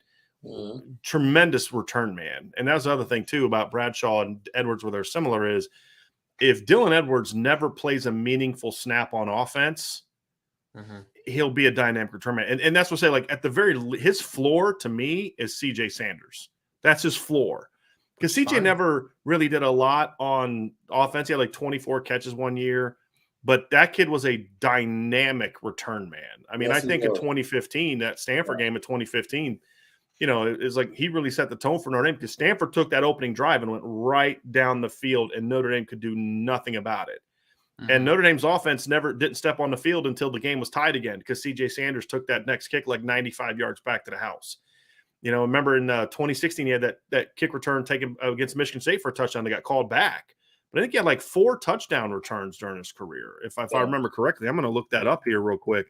But that's one of those things where it's that's important because that can change a game. I don't know if CJ Sanders caught a pass in that game against Stanford. I don't know if he did anything of note as a wide receiver in that game, but he certainly made an impact in that game. And I think that's the thing that when I look at, CJ Sanders that year in 2015 caught 1 pass for 0 yards. So, he didn't make that impact. But what he did is he made an impact in the return game. And I think that's the thing I look at and say that's what I think that he can bring to the table. Yeah, he had 2 kick returns for touchdowns in 2015.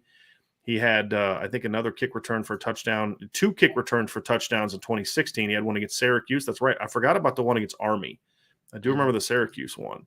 So, I mean, that kid he was just a dynamic guy in that regard. And that's what I think, that's what I think that Dylan can bring to the table, even if for some reason he doesn't make an impact as a receiver or running back, whatever the case may be, is he gives you that minimum that. Now, I think he's got a chance to be used on offense more. For a number of reasons, but that's why I say the floor is CJ Sanders, and if that's the floor, that's impactful, right? CJ Sanders had 4 special teams or touchdowns, and didn't even play his full career at Notre Dame. Transfer. Yeah, if that's the worst case scenario, then you're doing okay, right? Yeah. If that's the floor, you're in a good spot. You're in a good spot, no doubt. So yeah, I love that they're bringing up Xavier Bradshaw. You are correct. That was definitely my guy. Tyler Evans asked the question, which college football head coach do you think is on the hot seat this year and why? I'm going to make a bold statement, and you guys tell me if I'm right or wrong. And this is not clickbaity, or this is not an attempt to take a shot at a rival. I genuinely believe this. Because of the manner in which the offseason was handled and the lack of momentum the program has, if Jim Harbaugh doesn't win at least 9 games this year, he will be on the hot. I think he is on the hot seat because he was on the hot seat before last year. And the playoff run saved it. Now, he was on the hot seat last year. The playoff run saved it. And then he ruined all that by the NFL stuff.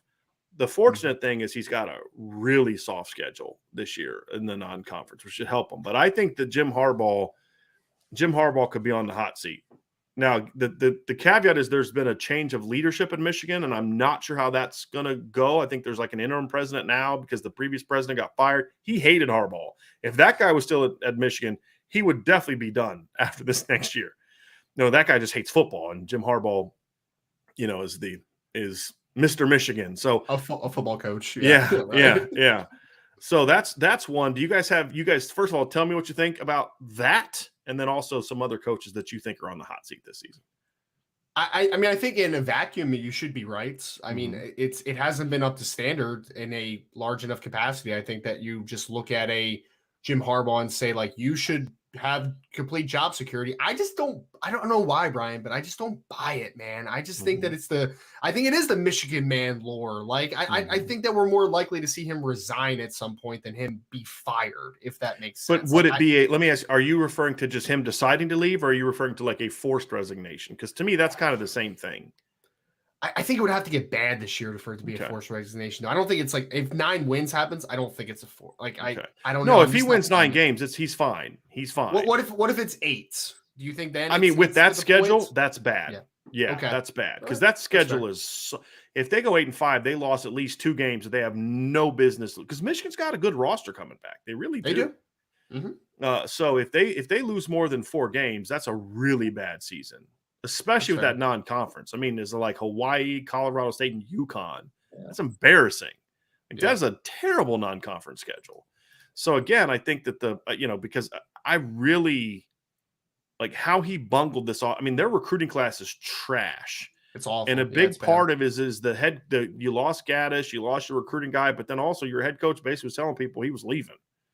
Mm-hmm. So I mean, that's a bad look, man. That's even worse than what Kelly did. Like you knew that stuff was out there, but Kelly wasn't telling recruits he was leaving, which is what Jim Harbaugh did. It was wild. I have 2. One is an easy one. It's one that everyone's been talking about. Brian Harsin at Auburn. I mean, that one's hot. Might be an understatement. Yes, it is scorching hot, man. It's not great. It was a terrible offseason for him. Some bad looks all the way around. We could talk about that at a different time. And then also the program is just not good right now, man. Like there's just not a ton of talent in Auburn that there should be at the University of Auburn. So that's an easy one for me. Here's a little bit of a weird one, I guess, because you haven't really heard the name circulate in this manner. But I think if Chip Kelly has another year that he could be on the hot seat. Chip Kelly out there in UCLA. I think that one's pushing it a little bit because it'll probably take I don't know what UCLA's expectations are, and they're moving to the Big Ten and doing all that type of stuff, but I expected UCLA to be a little better at this point when Chip actually got there because I thought that they had a little bit of an opportunity with USC being a little down and the Pac-12 not being great, but I just don't think they've taken the step forward, in my opinion, that I expected.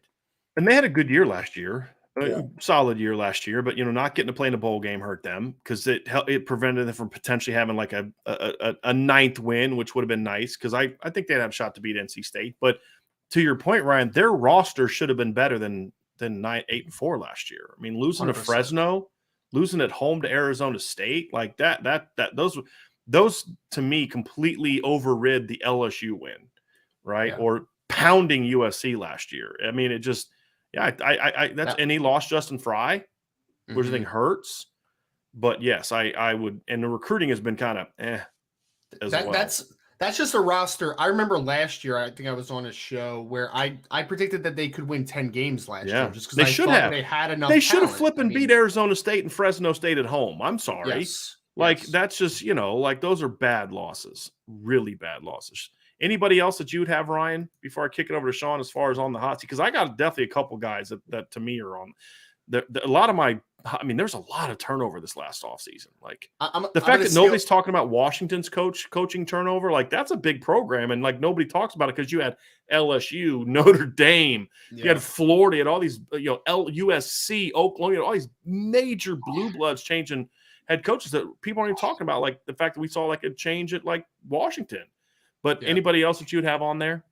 The last guy that came to mind, and I saw someone also put in the chat, was Scott Frost at Nebraska. Like that one's near in the end, right? That's like the precipice of getting out of there. It just has not been good. And I know they lost a lot of close games last year, and I think that's why it honestly gave them another year, because it's like, a play here and there, a little swing one way or the other, then this is a much different season than what we're looking at. But it just has not been what they anticipated it would be when he came in from UCF.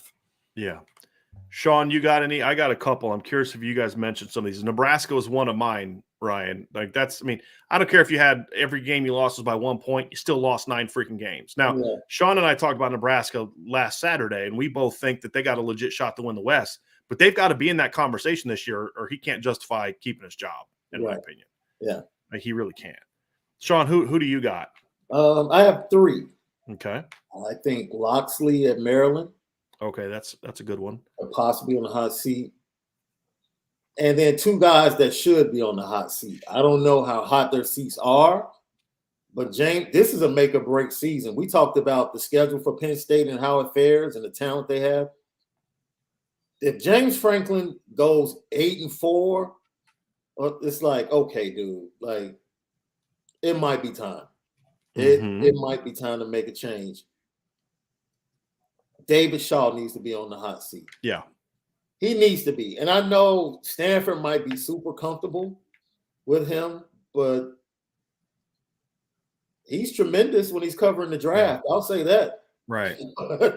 His last. Maybe take a little bit of time he puts into that preparation and do a little bit of recruiting. Right. Exactly. Shots fired. Yeah. I'm just saying. According to him, post-game Notre Dame, that game was a close game. They lost by 31. And Notre Dame didn't play well. When he said that, I was like, wow. Like he is completely he's living in fantasy land right now. Like, well, he believes his team is right there. Yeah. And Tanner McKee comes back, running game. He did have a lot of injuries last year. Yes. On both sides of the ball. But that's been almost every year the last 3 years, Sean. That's true. That at some point you got to say, hey, maybe we're not doing this thing right if we constantly are having these debilitating injuries. Because when they were a super physical team from like 9 to 15, they didn't have these many injuries. Right. Now they're playing finesse football and they can't stay healthy. Like, something's going on there. Yeah. I think his seat should be at least warm right about now. Anybody else? Because I think so. Like, here's what I had, Sean. I have 2 coaches that are not on the hot seat, and I think this is what you were saying. They're not on the hot seat, but if they don't do well now, they will be next year. Is that kind of what you're saying about Franklin? Like, he's not on the hot seat, like he won't get fired. But you've gone 11-11 the last 2 years with top 10 recruiting classes. And a lot of dudes getting drafted. I would consider firing him, but yeah. Right. Right. Now, I will say this, because also he's in a benefit of there is a new AD, and most ADs will give you a year. Like Jack Swarbrick did that with Charlie Weiss. I think James will get 2 to turn it around. But if they don't win, if they are not at least a 9-win team this year, he has to be on the hot seat going into next season. And I would say the same thing about Mike Norvell. Mike Norvell inherited a dumpster fire. Like, I'm giving him time. But if I don't start to see some semblance of we're turning the corner, then next year he's on my hot seat. Yeah. Okay? Yeah. A guy that I didn't have on my list until it kind of hit me is Herm Edwards, because I just kind of assumed that he'd already been fired by now. How does that guy have a job? Like, not even did they fail on the field last year, but like how many different his whole staff, half his staff got suspended for violations. Talk about lack of institutional control. Oh, yeah. I mean, good Lord. How much transfer turnover is that? Oh, team my too? gosh. Crazy, man. Yep, it's not great. So here's a couple others. There's actually a lot for me in the several coaches in the ACC to me. Number one, Tom Allen in Indiana. Great defensive coordinator, great guy, but they were bad last year. Like really bad last year. They were really bad. They lost Penix early, right? Didn't they lose Penix? Yeah, but they were bad. Penix ended up throwing like 4 touchdowns and 7 interceptions. He wasn't very good bad when he played. Yeah. So what the concern that he has is you're now looking like you didn't win the year before because of you lost because of Kalen DeBoer, or you won because of Kalen DeBoer, and as soon as he left, your offense went the tank. Yeah. And now who's Michael Penix going to play for this year? At Washington, right? Yeah. But it wasn't just at their record, Sean. Like they went 2-10. They lost by 37 points at the end of the season to Purdue. They lost by 21 at home to Minnesota. They lost by 35 points at home to Rutgers. Their wins this year was a blowout win over Idaho and a 2-point win at Western Kentucky. Of their losses, only 2 of them were by single digits. Michigan State and 3 at Maryland. They lost by 28 to Iowa, 14 to Cincinnati, 24 to Penn State, 47 to Ohio State, 22 to Michigan, 35 to Rutgers, 21 to Minnesota, and 37 to Purdue. Like, that's the polar opposite of what we're talking about in Nebraska, where it's like a play here. A play here and a play there, and then maybe you only lose by 30. That was bad. And I think he is one of the best people in college football from everything I've ever heard. And you just see how the players react to him and all that. But some people just aren't meant to be head coaches. And that's my concern about Tom Allen is when you go on the tank like that, when you lose your offensive coordinator and you become a pretty terrible football team, that's a big red flag for me. And so he would be on the hot seat for me. Couple in the ACC. This is a big year for Jeff Collins. Yes. Big year for Jeff Collins. Yeah. Like he has shown no improvement in that program. He tried the transfer portal route. That hasn't really paid off. They've had some really bad losses. They've been competitive at times, right? Like they took Clemson down to the wire last year in a really competitive game. That was fun to watch and to see. They almost lost to Northern Illinois, but you shouldn't have lost at all to Northern Illinois. But they also kind of had a similar end of the season, like I'm talking about Indiana.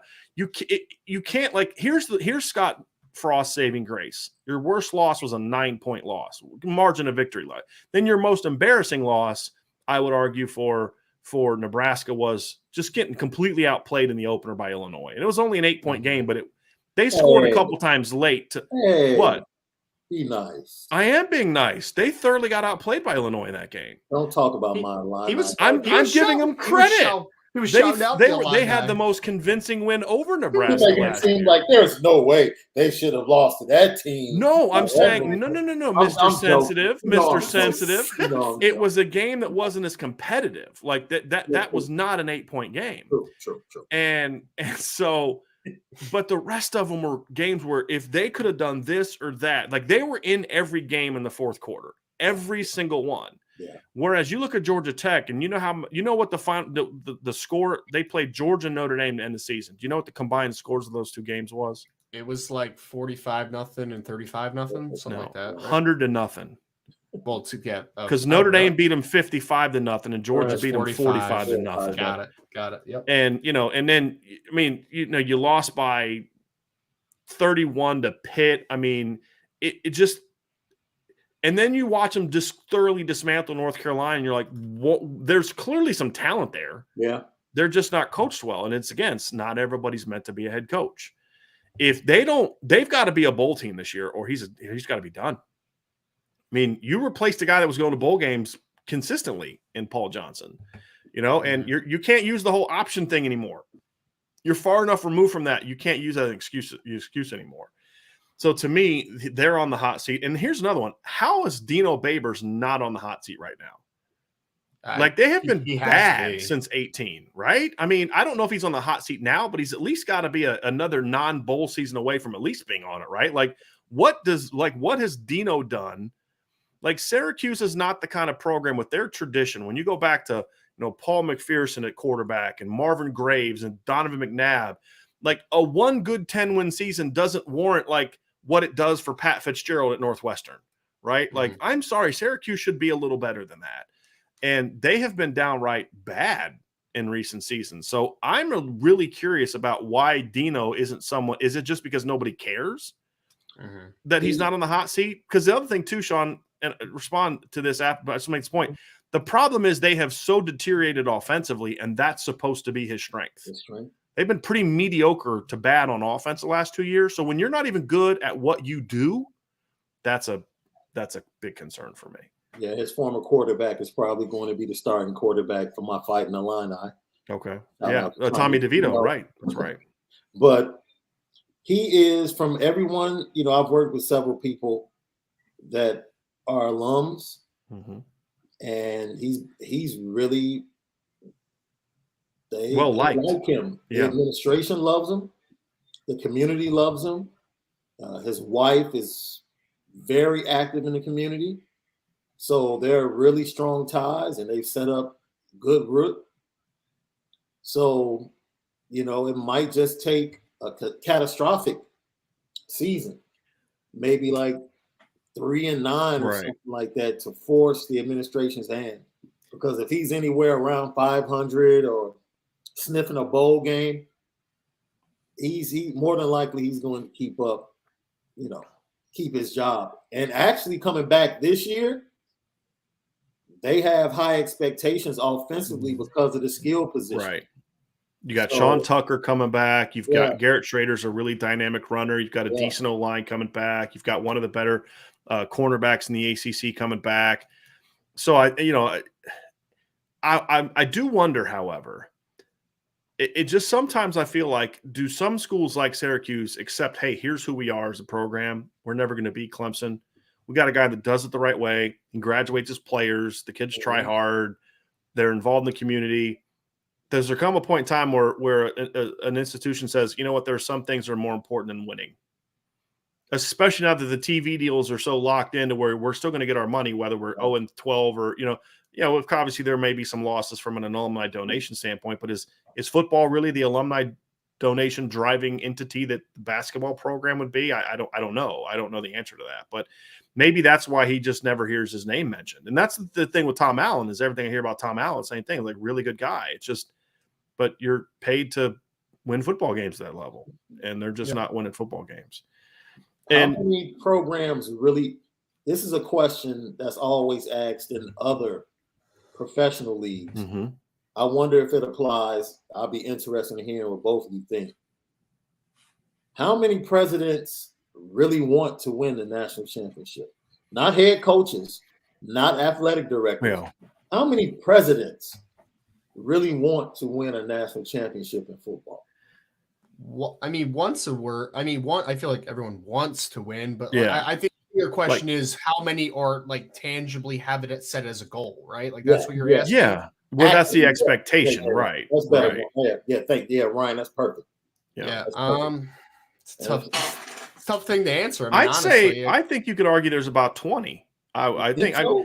I do, because I think and a big chunk of them in the SEC, because they're the most unrealistic, like fantasy land people you're ever going to find.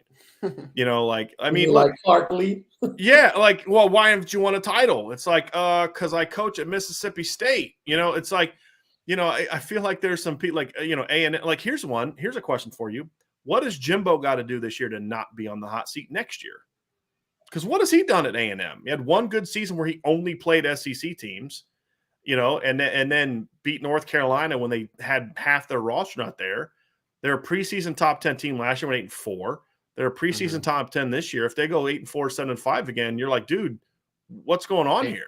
They have to win 10 games. I gotta think so. Think so, and avoid the bad losses. But to your point, like, A&M has not won a real national championship in my lifetime, and yet they still think they're that team.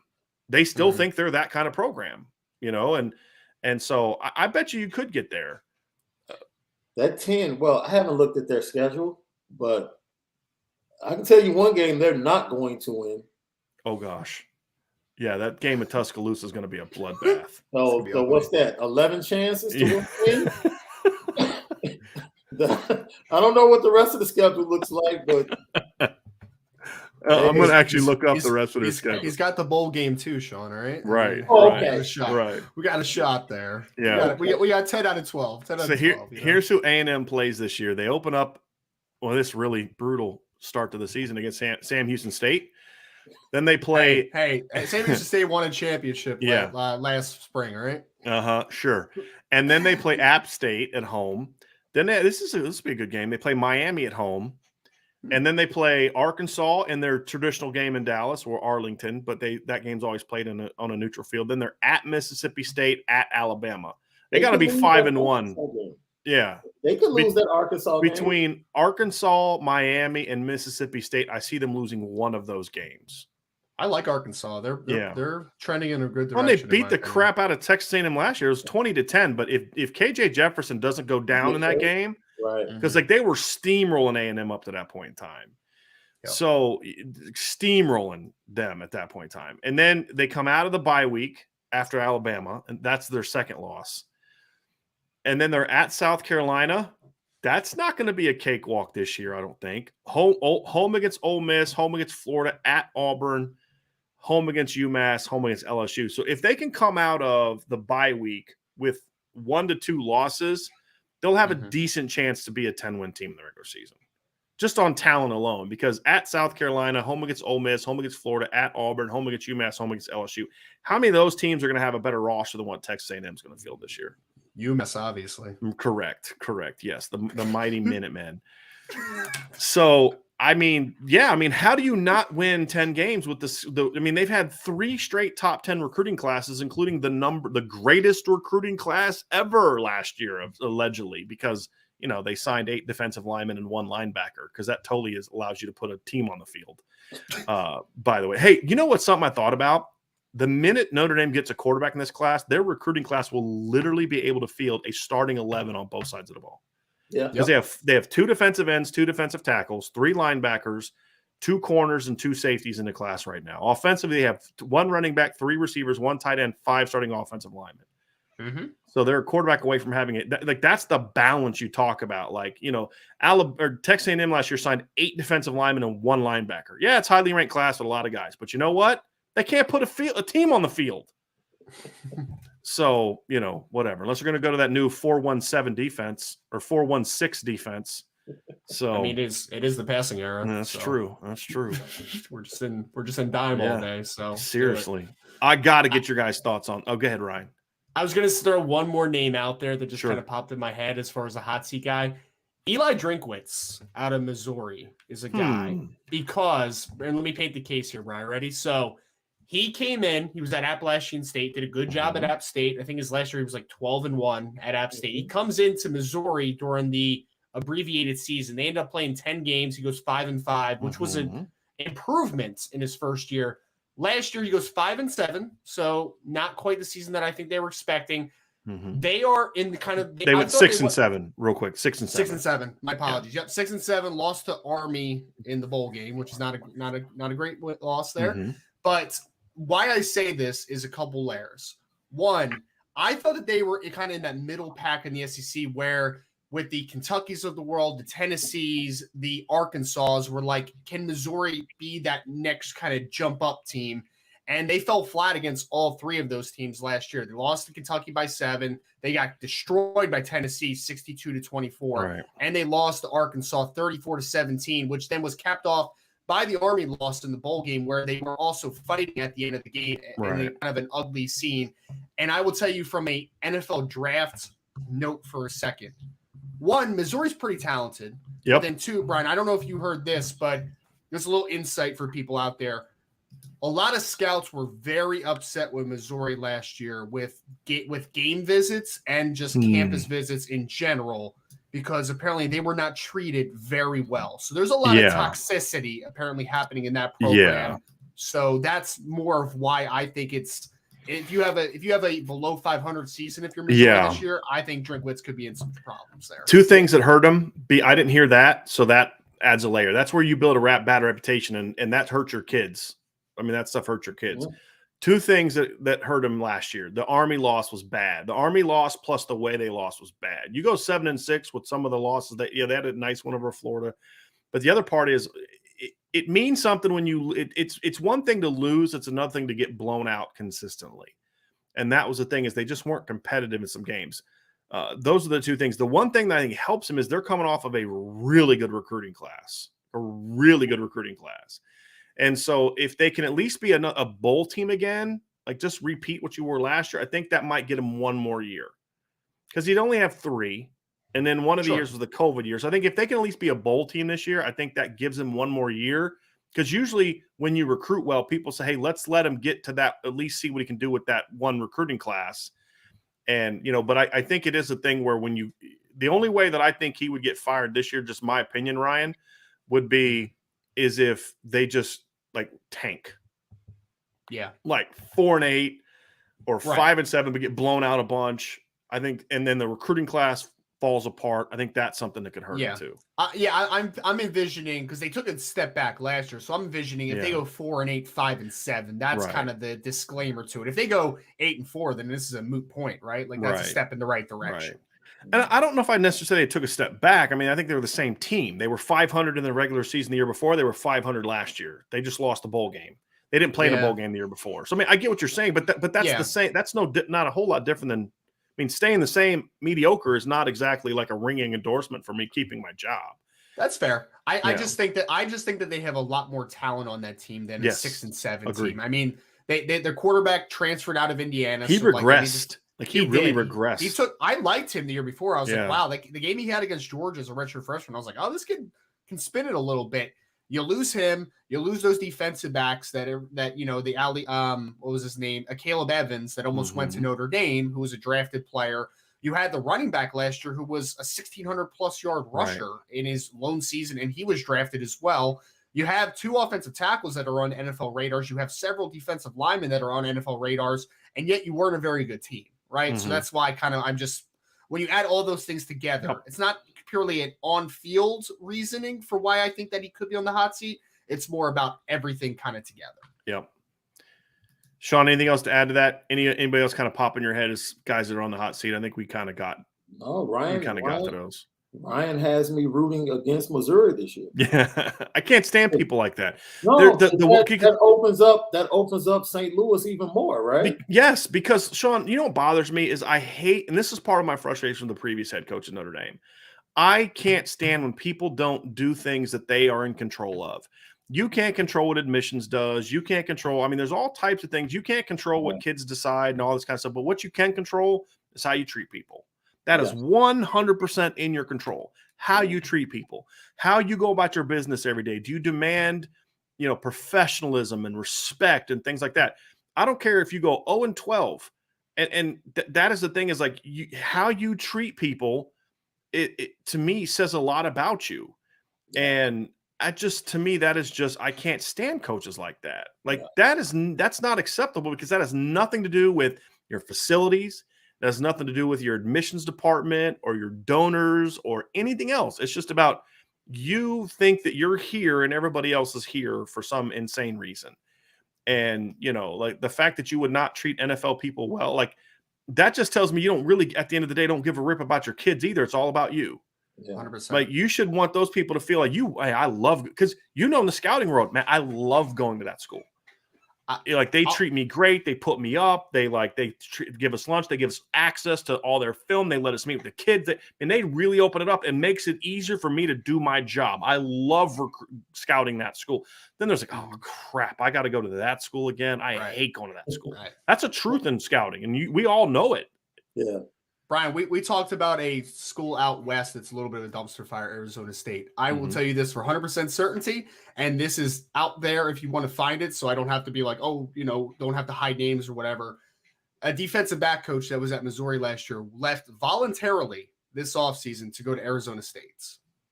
That's all I'm going to say about how the Missouri program is right now. Yes. We can leave it there. So he took a job that he might not have in a year. Right.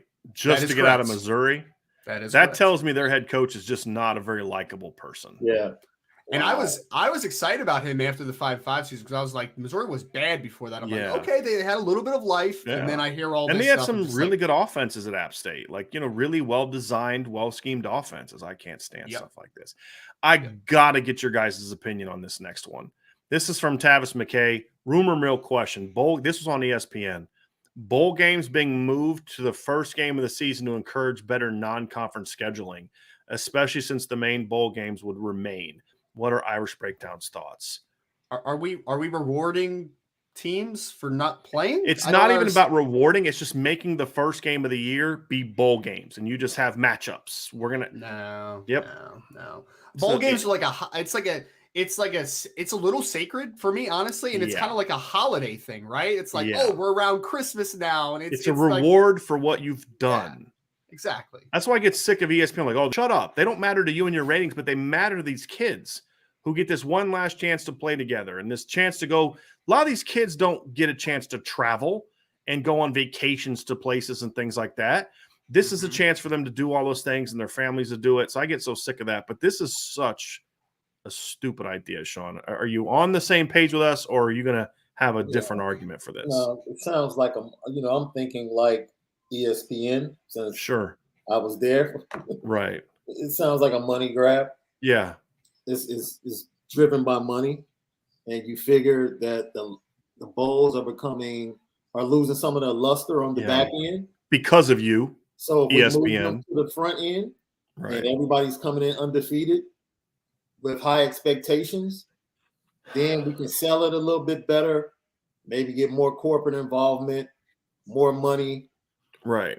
Because here's the thing, they control all the bowls. Right. What they don't control is all the conferences. Right. Because if they were smart and this was really about making the games better, they would do what college basketball does, which, again, ESPN has control over almost all of college basketball.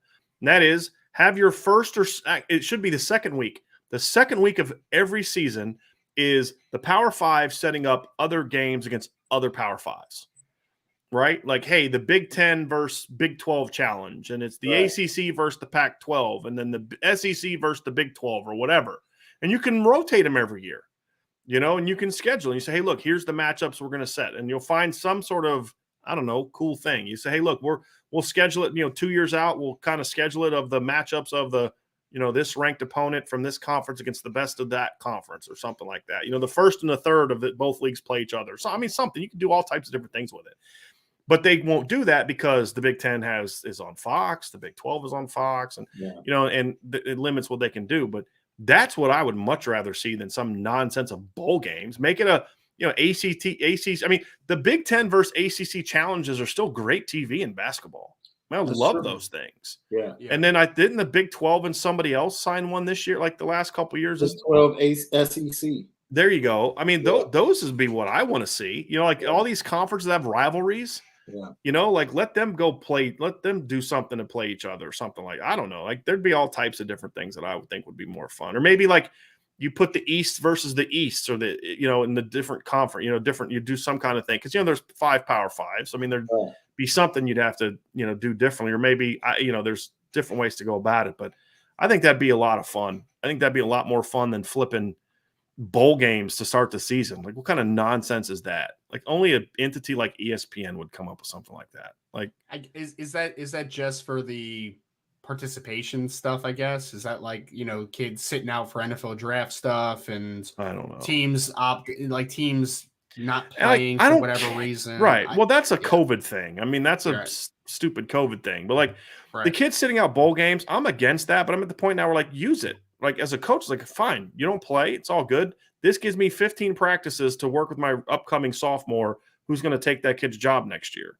And it's his chance to break out, right? I mean, if it wasn't for Kyron Williams sitting out the bowl game, we don't know that Chris Tyree is the dynamic, we don't get to see him go out with his 100-yard, performance or that kind of thing. I mean, it's just, I don't like it, but I understand it. But here's the deal. If you want more kids not sitting out bowl games, I'm going to go back to my proposal again.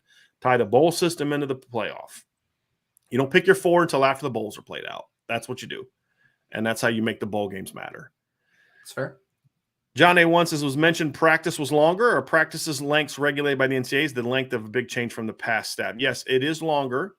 It definitely is a longer. Sean, you got to run. So thanks for coming on, buddy. Man. Have I a great appreciate show. it. Good weekend, guys. Appreciate it. Ryan, and I know we still got a little bit of time with you, correct? So you're good to go.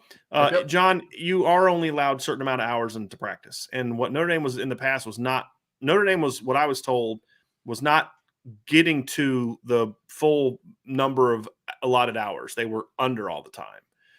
And that's not necessarily bad. If you're getting work in and you're efficient and you're kicking butt, then you can use that extra hours for film and weight room. And there's other things you can do that aren't on the practice field. But basically, it's like 20 hours a week in the regular season. But the 20 hours includes weight room, it includes practice, it includes required, like you can require, we're going to have a film study session or a meeting at this time that counts towards your 20 hours.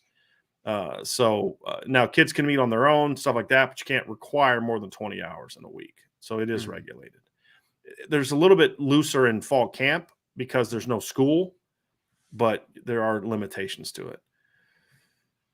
Okay, Jordan Scriber says, do you think Junior Tuihalamaka is ahead of Bo Bauer on the Mike depth chart at the moment? Is Junior already showing the instincts of being where he's supposed to, that he's been elusive for Bo so far? I mean, Jordan, we talked about this in the show the other day. He's not ahead of Bo now, but I think he's going to push. We think he's going to definitely push this year. And a lot of it is because of what he said, Ryan, which is, Bo Bauer's a pretty good athlete, pretty good size, physical kid. The instincts haven't always been there. And that's the first thing you notice about Junior. So I think a lot of it is not even about Junior. It's about Bo. If Bo improves in that area, then Bo will play. If he doesn't, then Junior will play. And I've been told, actually, one of the intel things we had the other day, and I can say it now because it's been a little bit, one of the things you would have known already is we're told that Junior's pushing for a role on that nickel package. Well, who is going to come out if Junior's starting the nickel package? It's Bo Bauer. There you go. It's an interesting one, Brian, because, I mean, we've talked about this a ton. Middle linebacker is such a position that is built off of just like the mental side of the game too, right? So if we're looking at a freshman coming in, you would think that a senior, I mean, Bo's a fifth-year guy, right? So you would think that he would have a extreme advantage from a mental side of the game, just being in the system and just being a college football player for so long. It's not usually a transition that a freshman comes in and they're just ready to play because, I mean, they're communicators. They are setting up the defense and doing all that type of stuff. It's a tough transition to make when you're a middle linebacker. So I think the biggest kind of pat on the back that you can give to Junior so far is that it's not that he's a physically impressive kid. I mean, I think that you could watch his highlight tape in high school and be like, he's a dense dude. He hits, has a lot of power, like all that good stuff. The fact that he's come in only a spring and now going into the fall, summer workouts obviously included, having the mental side of the game at an advanced level where you are challenging a fifth-year senior, I think kind of just speaks volumes. The question is, how quickly can you kind of eliminate the rest of the gap and then overtake Bo? Or is Bo just kind of lit on fire a little bit and say, like, I need to take my game up a little bit, right? Obviously, to fend off this talented freshman. So I think it's the mental side, way more than the physical, that's going to be the separator here. Because like you said, Bo Bauer's a talented kid. It's not that he lacks athleticism or size. He has those things in spades.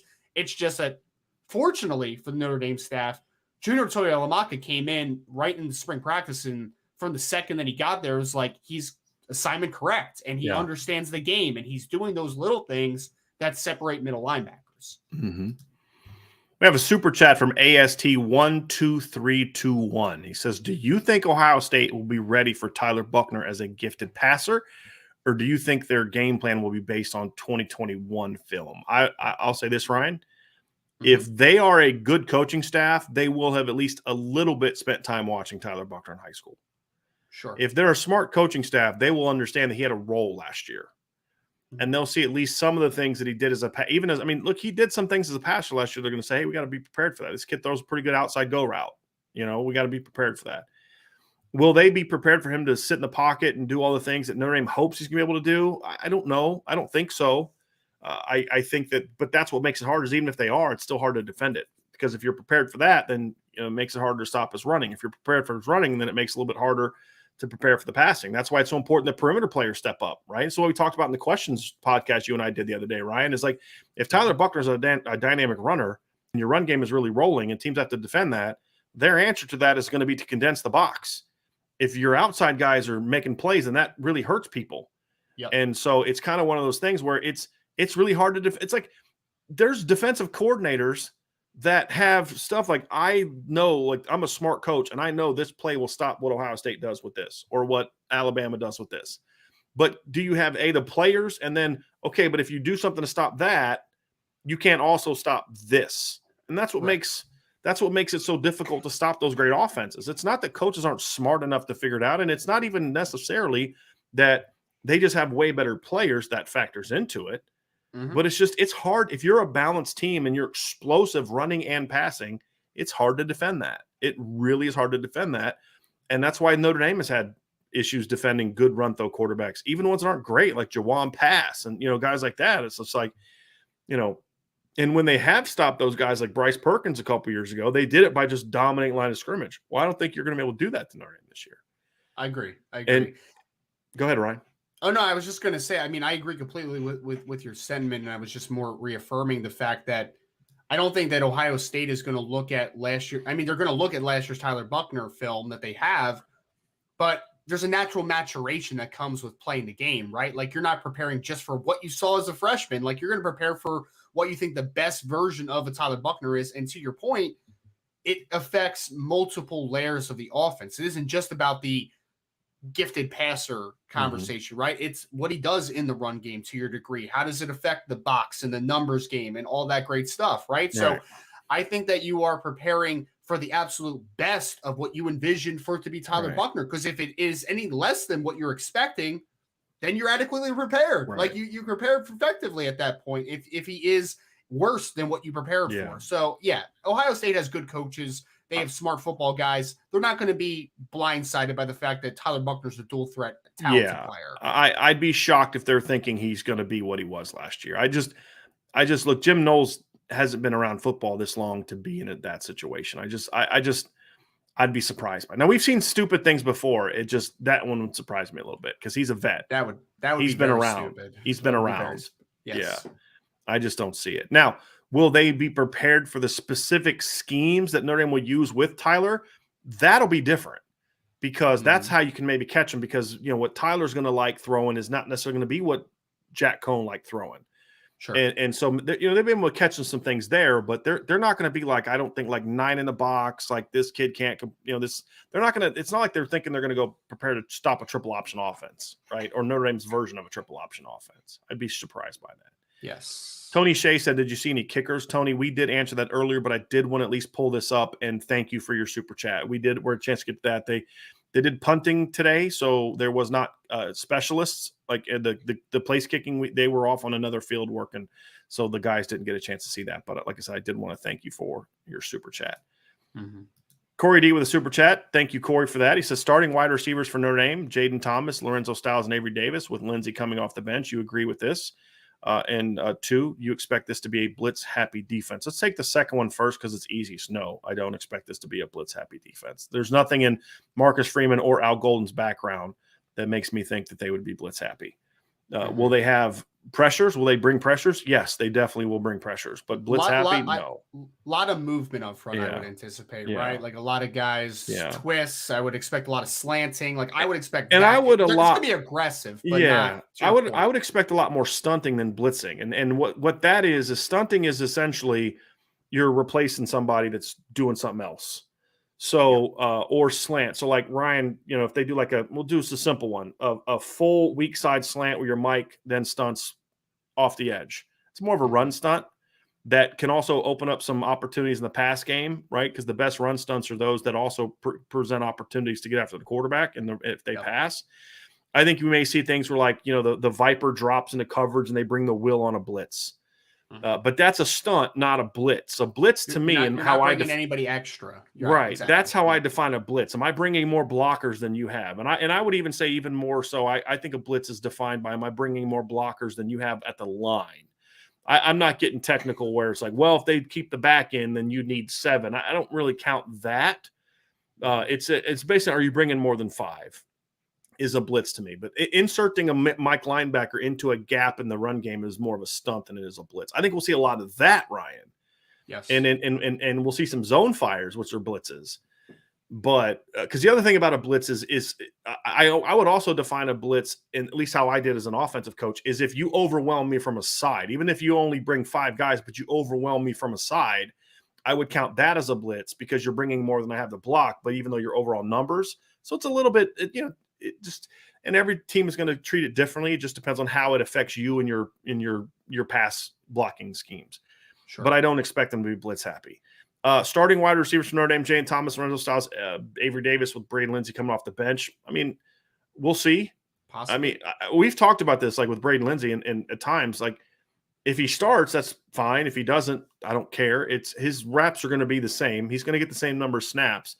I think sometimes there's value, and I don't know if Braden would agree with this, but sometimes I think there's value to where maybe he isn't on the field all the time at the start of a game. Right. Or maybe he starts the game because they're in a certain personnel package, but then he's not on series 2 or series 3 because I want to see him fresh in the fourth quarter. I want Braden Lindsey as fast as possible in the fourth quarter. And so if I got to take 10 to 12 to 15 reps off of him in quarter 1 and 2 to make sure he's fresh for extra snaps in quarter 4 when the defense is wearing down, that's where I want to be.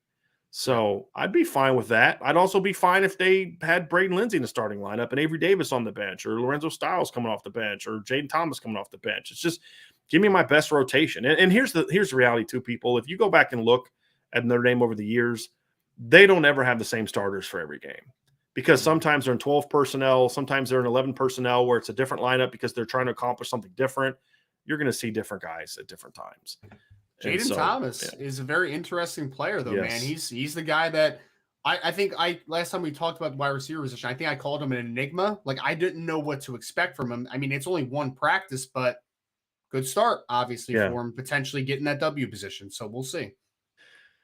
And he can do a lot of different things. So even if a Tobias or a Deion Colsey steps up and takes hold of that job, or both, Jaden Thomas can play all the other things. And that's what the article I linked in there, that's the one thing I said about him even in high school, and it's still true now. He's not a boundary guy only. He can do a lot of different things. And by Marcus Freeman's remarks after the practice, it is apparent that they are expecting a lot out of Jaden Thomas this year. And we had that in the intel piece the other day too, is a guy that they're very, very high on. Ward Carmody with a super chat. Win Carmody with a super chat. Thank you, Win. He says, is the staff high on Buckner's throwing abilities and consistency? How about the mental side of things? Confident kid. So, Win, I would encourage you to sign up for our message board because we had a very thorough intel piece on this. And one thing I will give you, however, and this is what you'd have known a couple of days ago if you were on the board, but one of the things that was the sources I've had this year have praised him for, I mean, obviously the running ability, is his football mind. And we've talked about this in the past, Ryan. You and I have talked about it. Me and Vince and I have talked about it. And that is Tyler Buckner's anticipation in high school and even as a freshman in some of the practices and scrimmages that we saw. His anticipation is really good as a passer. It's just decision-making, which comes from experience, wasn't great. Knowing what the defense is doing and then knowing how to respond to it that comes from experience wasn't there yet. But Notre Dame has always been high on his ability to run the football or throw the football. That's where I think a lot of fans miss because of how he was used last year. Yep. Notre Dame used him last year because they just thought he was too good not to play. Sure. And that was the role they could use him for. But yes, according to our sources, Notre Dame is very high on his throwing ability. He has to be more consistent. His accuracy is actually pretty good. His consistency isn't good. He'll throw one low or sail one every now and then, and he's got to clean up that stuff. And there's a couple types of throws he's got to get better at. But, yes, they are very confident in that. And, yes, he is a confident kid, but not in the same way Drew Pine is. At least it doesn't manifest itself the same way. Two equally confident kids. Drew is more outgoing. I mean, Drew does the Conor McGregor thing after throwing a touchdown. I don't know if we'll see Tyler do that. That kind of thing. And it's not good or bad. It's just different. You need to be yourself. They're both great leaders. They're both very confident. Tyler's just more of at least what we've seen so far and what we saw in high school, a little bit more of the quiet confidence than he is just the outgoing confidence. He's like the never too high, never too low kid. Like that. He's always just the same guy, it seems, which I like. I mean, there's no one way to do it, but I especially for a quarterback. Especially for a quarterback. William Chesney says, hey, guys, who do you think has the better record this year, Michigan or USC? We'll answer these one at a time. So first one from William, and thank you for your super chat, William, very much. Who do you think I have a better record this year, Michigan or USC, Ryan? It's Michigan for me. I actually would probably pick USC. Just really? I think that schedule's soft, man. Like so's Michigan's. I know. I don't know what it is, but I'm going to pick USC. It's going to be a tight contest. I'm going to read you Michigan's schedule. Okay. Okay, let's do it. Home against Colorado State. Loss. Keep going. Get the heck out of here. Remember all those people saying, "Hey, you made a great hire with Ryan." Gone. Everything's taken back today. Home against Hawaii. It's 2 wins. Okay. Home against UConn. Home against Maryland. That's a sneaky game. Game. Talia Tagovailoa. It's going to come down. See, you're being sarcastic and people can't tell. So be serious when you answer this question. I'm laughing at Iowa. So it's a tough game. Yes, it is. At Indiana. It's a win. Yep. Home against Penn State. Now that's been weird because they tend to dominate each other on their home fields. Like it's been weird. Home against Michigan State. We'll see. At Rutgers. Win. Home against Nebraska. It's a win. Yeah. It's a win. Home against Illinois. At Ohio State. At Ohio State. Big loss. That's not a brutal schedule, especially when you consider they have a better team coming back than USC. USC this year's schedule is such. They home against Rice. Win. At Stanford. Win. Home against Fresno. Win. Should be. At Oregon State. Win. You're giving them a lot more benefit of the doubt than you're giving Michigan. Because I'm trying to win the argument here. Okay, no, be honest. No, you're not kidding. You're kind of being serious. Oregon State's a decent little team. Yes, like, they're not bad. So they've also. Game. I mean, didn't they blast USC last year? They may have. I like what Jonathan Smith is doing out there, man. He's doing a pretty good job in Corvallis. He is. Yeah. I mean, look, they beat USC at USC last year, 45-27. Mm-hmm. So yeah, they're not slouches. And I thought no, that was somebody else. Their quarterback's not bad. I don't know if you've watched him. Chance Nolan, he's a decent little player. Watched them. Did they open with Purdue last year? Or was that the year before? Yeah, it was Purdue. Yeah. Yeah, that was last year. Yeah, it was last year. They opened with Purdue. And I don't know if was he starting no. I think Sam Neuer was the quarterback in that start that I watched. But I mainly watched their run game, and their run game is really good. It is. Really good. So then home against Arizona State, win. Mm-hmm. Home against Washington State, win. Then they're at Utah. Loss. Bye week. At Arizona. Yeah, they'll definitely won't lose that week. They'll have a couple perfect practices, best practices in the history of college football during that off week. At Arizona, should be a win. Home against Cal. Home against Colorado. Should be a win. At UCLA. That game could always go either way, but I would think at the end of the season, USC should be significantly better than UCLA, but we'll see. See, I kind of think they're not going to be as good late in the year because their depth is pretty terrible at everywhere except like receiver. And then you go and UCLA destroyed USC last year. Plus, it's a matchup. They're a physical football team. USC, I don't know how they're going to handle it. And then their last game is home against Notre Dame. Mm-hmm. So, I'm going to go Michigan. We'll have to put a little friendly wager on that one off the air, Ryan. As far as we'll go regular season, so we won't count like conference title games. Go regular season. It'd be a nice one. I'm going Michigan. He's going USC. I hope they both go 4-8. Because I can't pick Michigan, right? At all. The second question: A&M and Texas. Who has the better record this year? This is. I think it might be a little bit of a tougher one.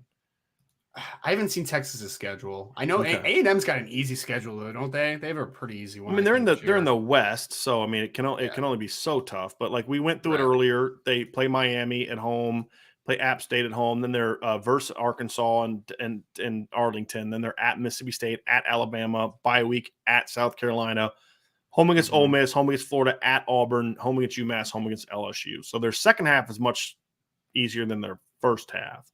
That should And be part that of should that be is, 9 wins. you know, So how that should good be is like Florida? 9-ish. How good is Ole Miss, right? Like, Right. you know, to me, so I think we're probably on the same page as Texas A&M. I think the bigger question mark is how good is Texas going to be? They're the harder team to really predict. Their schedule is interesting. They play Louisiana Monroe to open. Win. Okay. Then they're home against Alabama. It's a loss. Home Yes. against Texas San Antonio, at Texas Win. Tech, home Should be a against win. West Virginia, Oklahoma win. on a neutral field. Should be a win. I mean, they've outplayed Oklahoma for the most part. They should have killed Oklahoma last year if they just couldn't finish the game. Yeah. Iowa State at home should be a win.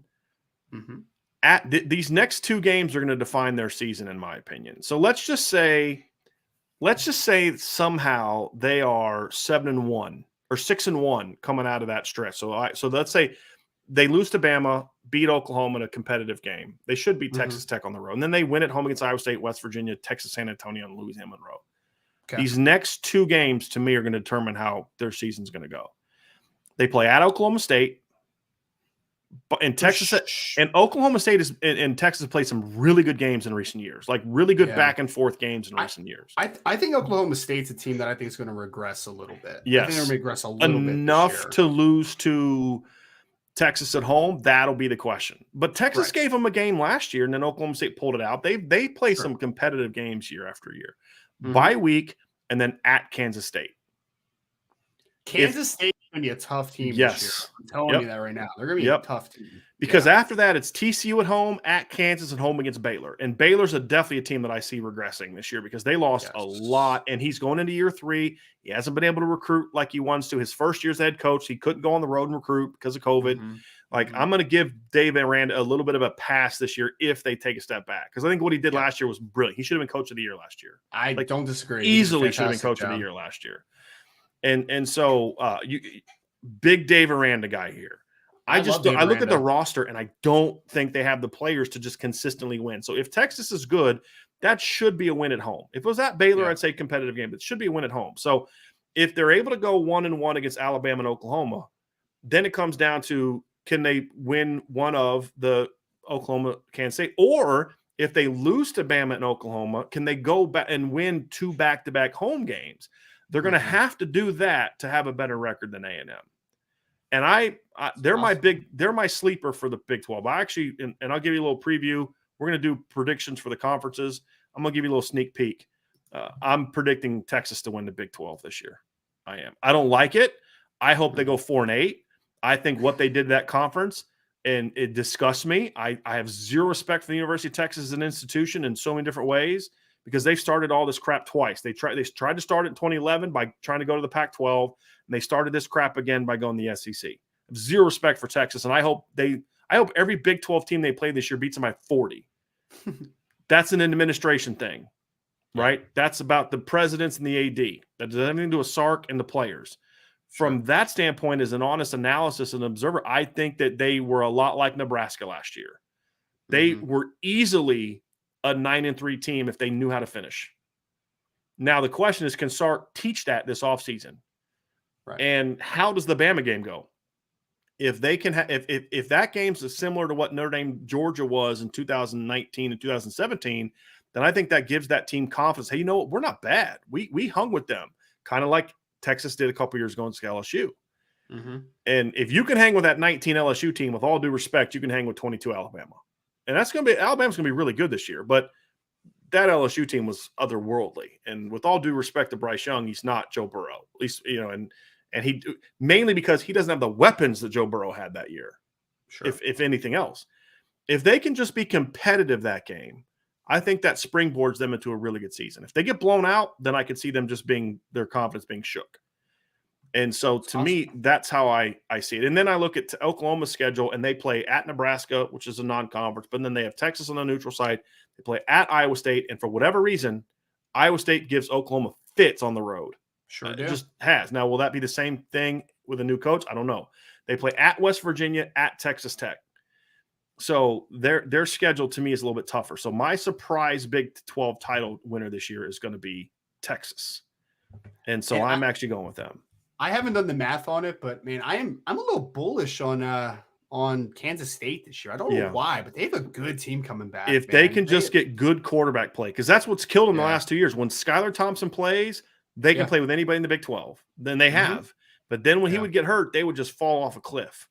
They got that defensive end, that Felix kid that is a monster. They got a left tackle, Cooper Beebe, who's a really good player. Deuce Vaughn is always taller. Tough. Yeah. They're always tough in the trenches. I mean, you look at the games they lost, 11-point loss, 6-point loss, 13-point loss, 5-point loss at Texas. I mean, they were a competitive team last year. They've got to be able to learn to win without Skylar Thompson. That's the big key. Agreed. He didn't play in 3 games last year. They went 1-2 in those 3 games, and the one loss, the one win was Nevada. I mean, they're just not that. You remember how good they looked to start the 2020 season? They lost that really bad game to Arkansas State, which was a terrible loss. But then the next 2 games, they looked really good. Yeah. And I thought that they were going to be a pretty good football team. So, it's going to be interesting how they go. I wanted to get to that. I know you got to run, Ryan. I wanted to get to that question before we go. And then the last one is, do any of them have 10 or more wins this year in your prediction? I would say, look, I just think USC's schedule is bad, right? Like, I just think it is. I think USC has a chance to get to 10. Michigan has a shot. A&M, I don't know. They're a confusing team to me, man. Yeah. Like, talent-wise, schizophrenic.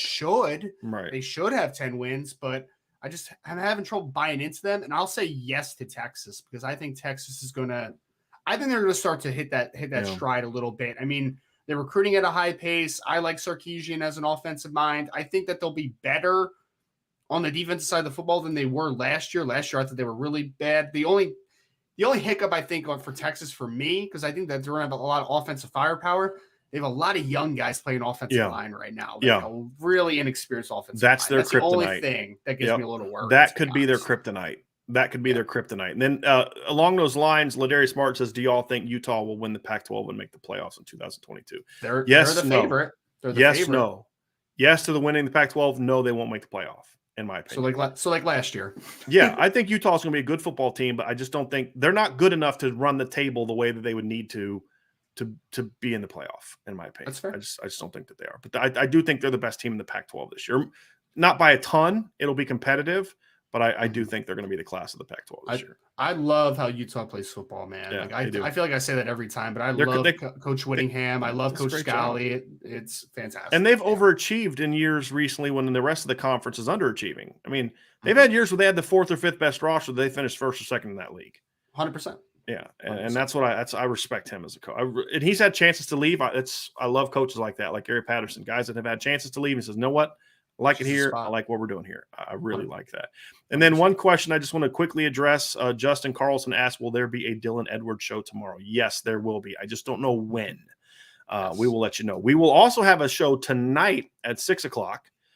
We're going to go live to cover and discuss the pending decision by Ben Minich, who will announce tonight whether he is going to Notre Dame, Oklahoma, Stanford, Cincinnati, or Kentucky. And then we will have a show tomorrow to talk about what we see from yesterday's practice, potentially. And then depending on what time Dylan Edwards goes, we may have a second show that then covers his decision. I just don't know if those will be the same or separate shows. But that's, Ryan, why you have to be subscribed to the channel and have that notification bell hit, because we will let you know when we're going to do a show. So thanks everybody for being with us today. Hit that like button, hit that subscribe button, hit the notification bell again. Sign up for the message board at boards.irishbreakdown.com. Share this podcast. And of course, sign up for the boards, like our channel, give us a 5-star review, and come back next time because we're going to have a lot more for you. So for Ryan, I'm Brian. Thanks, Sean and Vince, for being on the show today. And we can't wait to see you guys again here, but hour and a half. So have a great rest of your night, and we'll talk to you soon on the Irish Breakdown podcast.